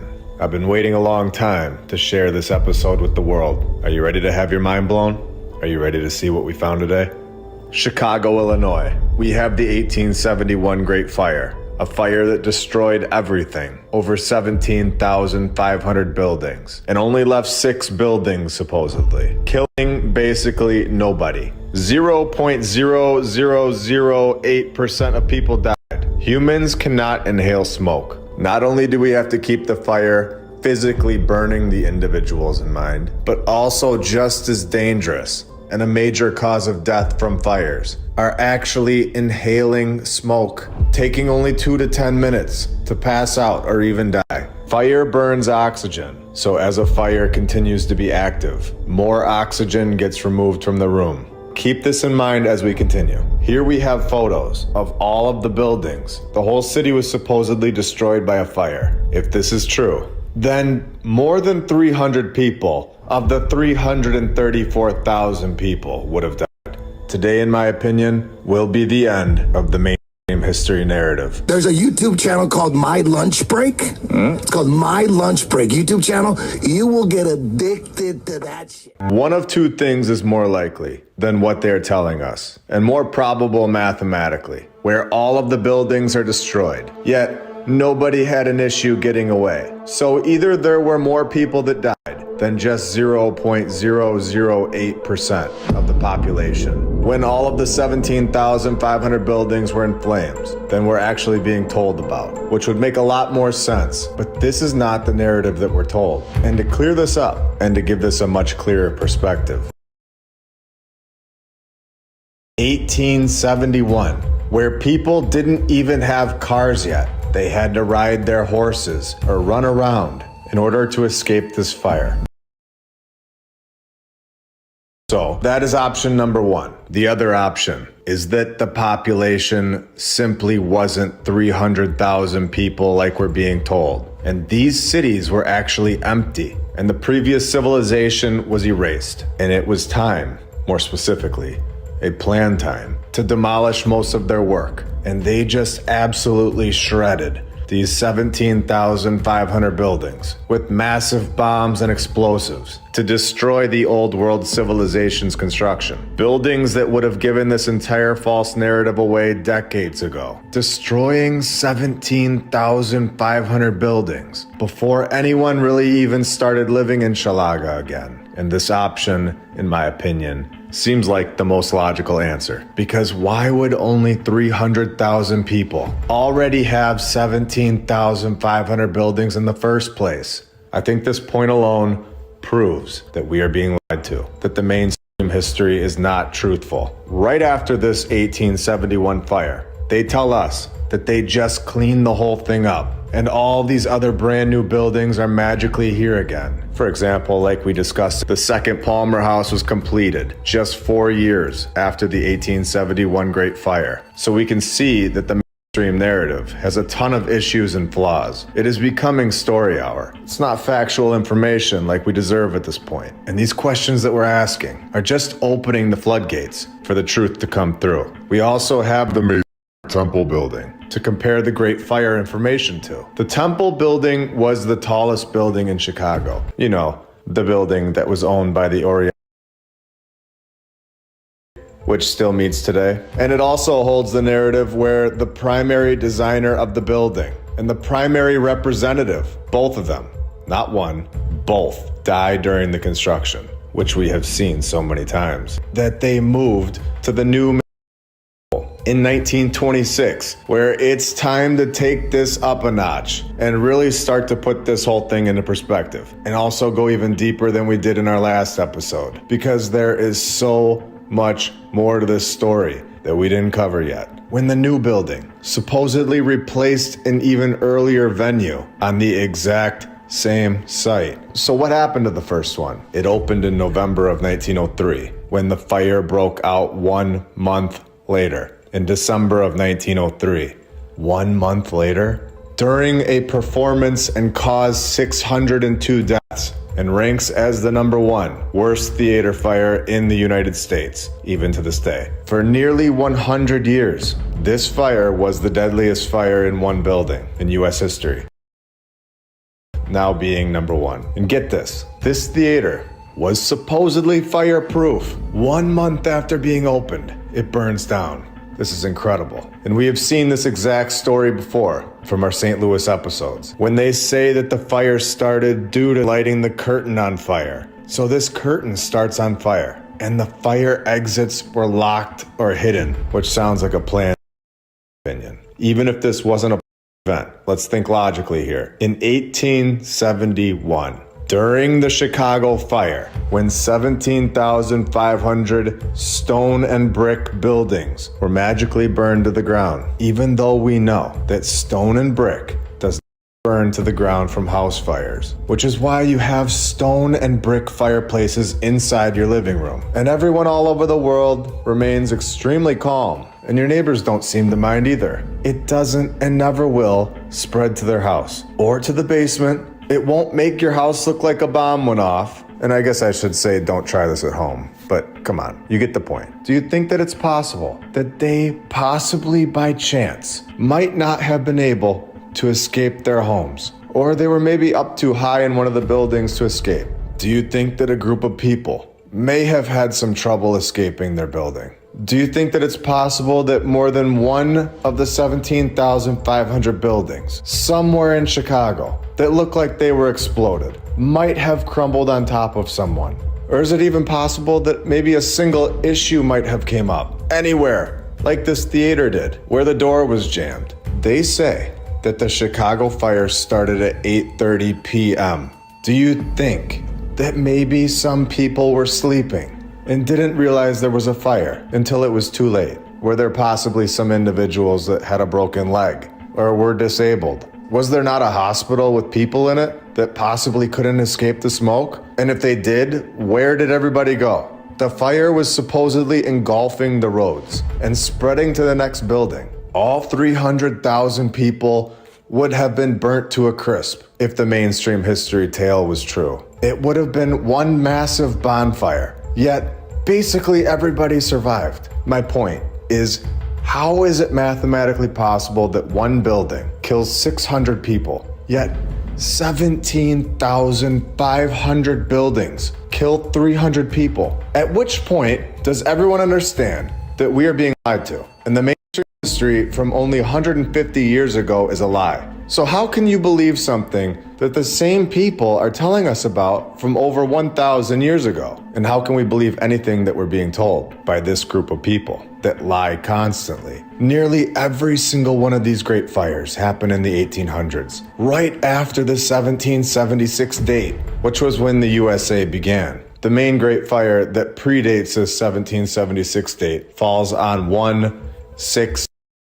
which is the London Great Fire, which is where the USA originally came from. And I'm guessing, based on all of my research, that this date of 1/6 is a code and not a real event. Because I'm about to take this thing to a whole nother level from this point until the end of the episode. And we are going to destroy their narrative. So I hope you all have your popcorn ready.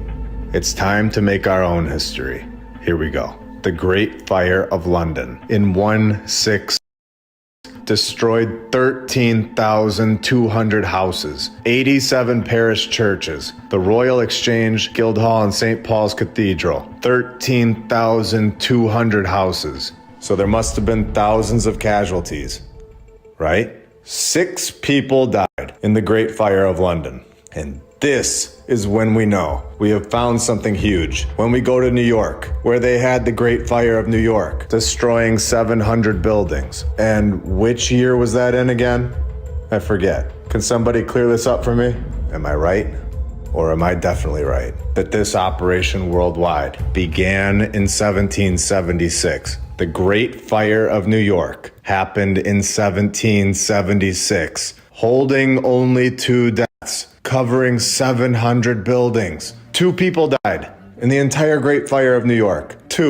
700 buildings, and only 2 people in 1776? So what's the total at? We have 1 building in Chicago holding 600 deaths. I have shown 3 great fires so far: Chicago, New York, and London, with a total of 308 deaths that have a total of 31,490 buildings destroyed.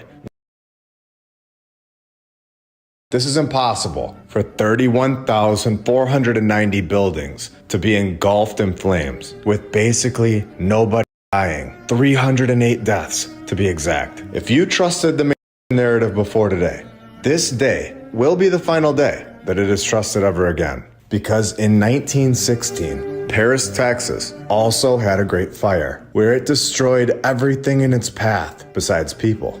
Because it destroyed 1,440 old world buildings where only 3 people died, moving the total old world buildings that were destroyed up to 32,930. 32,930 buildings gone. And could you imagine what these buildings, what these cities looked like, with the mainstream narrative admitting that these buildings were all here? And now they're gone. So again, 32,930 buildings are gone. with a total of now only 311 deaths, making this extremely clear that we are being lied to about something. Either the death totals were actually way higher than what we're being told, or these cities were basically empty. I've had a lot of people comment that they want me to include Canada and incorporate it into my research, and I can't wait to do that right now. Toronto, Canada, you're up. You had a great fire in 1904, destroying over 100 old world buildings. We know these were built by a much more advanced previous civilization. Buildings that would make zero sense in our fabricated mainstream historical timeline, where we are given a massive fire, destroying everything in its path with a total of 0 deaths. Nobody, not a single person, not one person inhaled too much smoke for 2 to 10 minutes. In a great fire that took down over 100 buildings. In 1852, we are given the Great Fire of Montreal, Canada, where it left 10,000 people homeless, when 57,000 people in 1852 had hundreds of buildings, which isn't logical at all, or isn't mathematically probable in itself. If you think that Donkeys Incorporated saddled up in the early half of the 1800s and knocked out massive cities for only 57,000 people, I think it's time to reconsider what you've been told. When within a few hours, 1/4 of Montreal was destroyed, and yet again, nobody died. Nobody. Destroying almost half of the city's houses. In 1852, they all evacuated perfectly and ran to safety. Everybody? Not a single person had an issue? Do you understand what it would take for a fire to spread from house to house rapidly? We all understand that this fire would be massive. I know I'm being brutally honest, but a lot of people would have died. This would have been extremely catastrophic. This would not be a case of 0 deaths. In fact, it would have been nowhere near 0 deaths, and we all know this. This narrative of 0 casualties is simply not the true history of our past, where we are also told that 1,100 houses burned down. Nobody had an issue getting away from these fires, not a single person. Fires that supposedly swept the streets to spread to the next house over and over in 1852. How were they just escaping this situation? You would think that somebody would have died from inhaling too much smoke. Now, this tells us 1,100 houses burned down, but leaves out the buildings. So let's just estimate that it was around the same as Toronto, adding another 100 buildings to that 1,100, moving the total buildings destroyed from these great fires to 34,230 buildings destroyed, and only 311 casualties. And remember, there are hundreds of great fire narratives that happen in a city near you. The mainstream history is suggesting that we are supposed to believe at this point that 110 buildings have to go down in flames for us to record 1 death. If this was 1 death per 22 buildings destroyed in these great fires, we would be at a much more realistic death total of 1,555 deaths, which is 1/5 the amount that we're being told. When realistically, it should be flipped. We should realistically have less death today per building than they would in the 1800s, since we have cars, phones, proper firefighters, and the rest. To say that 0 people in the 1800s died from a great fire that swept through the entire city, leaving the end result looking like massive bombs went off multiple times, is mathematically impossible. This is not a realistic narrative at all. And now that we have looked into this, compared it to other situations, shown factual evidence that they are lying in all of this, I want to give my opinion on what happened. I think that the population worldwide was basically 0 in the early 1800s. And I'm going to go into great detail on this in an upcoming episode. And this episode is basically a setup to lean into this topic of the population lie. But I think the previous civilization's population around the world before 1776. I would say 100 years prior to 1776, based on the condition that these buildings were in. It would put it at around 100 years, realistically. It couldn't have been thousands of years. These buildings would have just been a mess, just from the nature growing all over it and inside. But I believe the worldwide population in what we call the 15 or 1600s was massive. I believe that the technology was much more advanced than what we have today. And we are given back a very small percentage of this technology and told that it's brand new. And we all get excited and believe it. We are told that we are advancing when really we're just going around and around, getting the same exact technology as last time, or less than the previous civilization. And this is all based on control. The fact that they wrote these fake stories and made it so blatantly obvious that they are fake, saying that 0 people in massive fires, destroying all of their homes, all of their buildings, over and over and over. It really makes me think that they were just waiting for somebody to find this information, like it's some sort of test or some strange game, because it really is just so obvious once you see the lie. Now knowing what we know about the Great Fires, I'm going to cover a few more things that should just completely hammer it home for everyone here. Here we have the Great Fire of Detroit in 1805, which was 29 years after the USA came around, and also 29 years after the New York Great Fire in 1776. Notice, nearly all of these great fires are happening after that date, and they tell us that nearly everything was destroyed. But yet again, nobody died. Where it starts in the stable again, and yet again, not a single death. Everything is destroyed. Nobody died. And this reminds me of the repeating narrative where they tell us that everything was built in a year perfectly, over and over and over, all over the world, by a guy and his donkey riding team with no power tools, no machines, no training. The stone shipping company coordinate the delivery right on time. The mud trails and the rain were never an issue. The freezing winters, they just told them to get over it and toughen up. And they get the whole building or cathedral done with no issues, done in 7 months.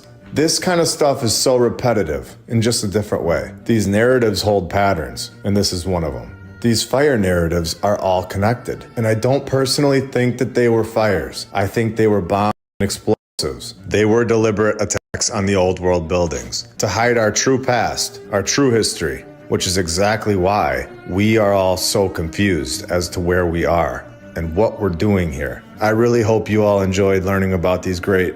Oh wait, what is this? Detroit only had 600 people during this massive Great Fire? What did 600 people need hundreds of buildings for in 1805? Well, the math doesn't lie, and it never will. These 600 people did not build these buildings. And I was gonna end this episode right there, but I just wanna make sure this is not a debate at all, and an episode that everyone can remember. 1916 Phoenix Great Fire, 80 buildings destroyed, 1 death. Miami, Florida, 1901, 2,368 buildings gone to the fire. Only 7 deaths from thousands of buildings. Only 7 deaths. Houston, Great Fire of 1912. The fire claimed 0 lives, but caused an estimated $7 million in damage to property, equating to $237 million today. And nobody died. I hope you all have a great rest of your day. I'll be back very soon with much more. See ya.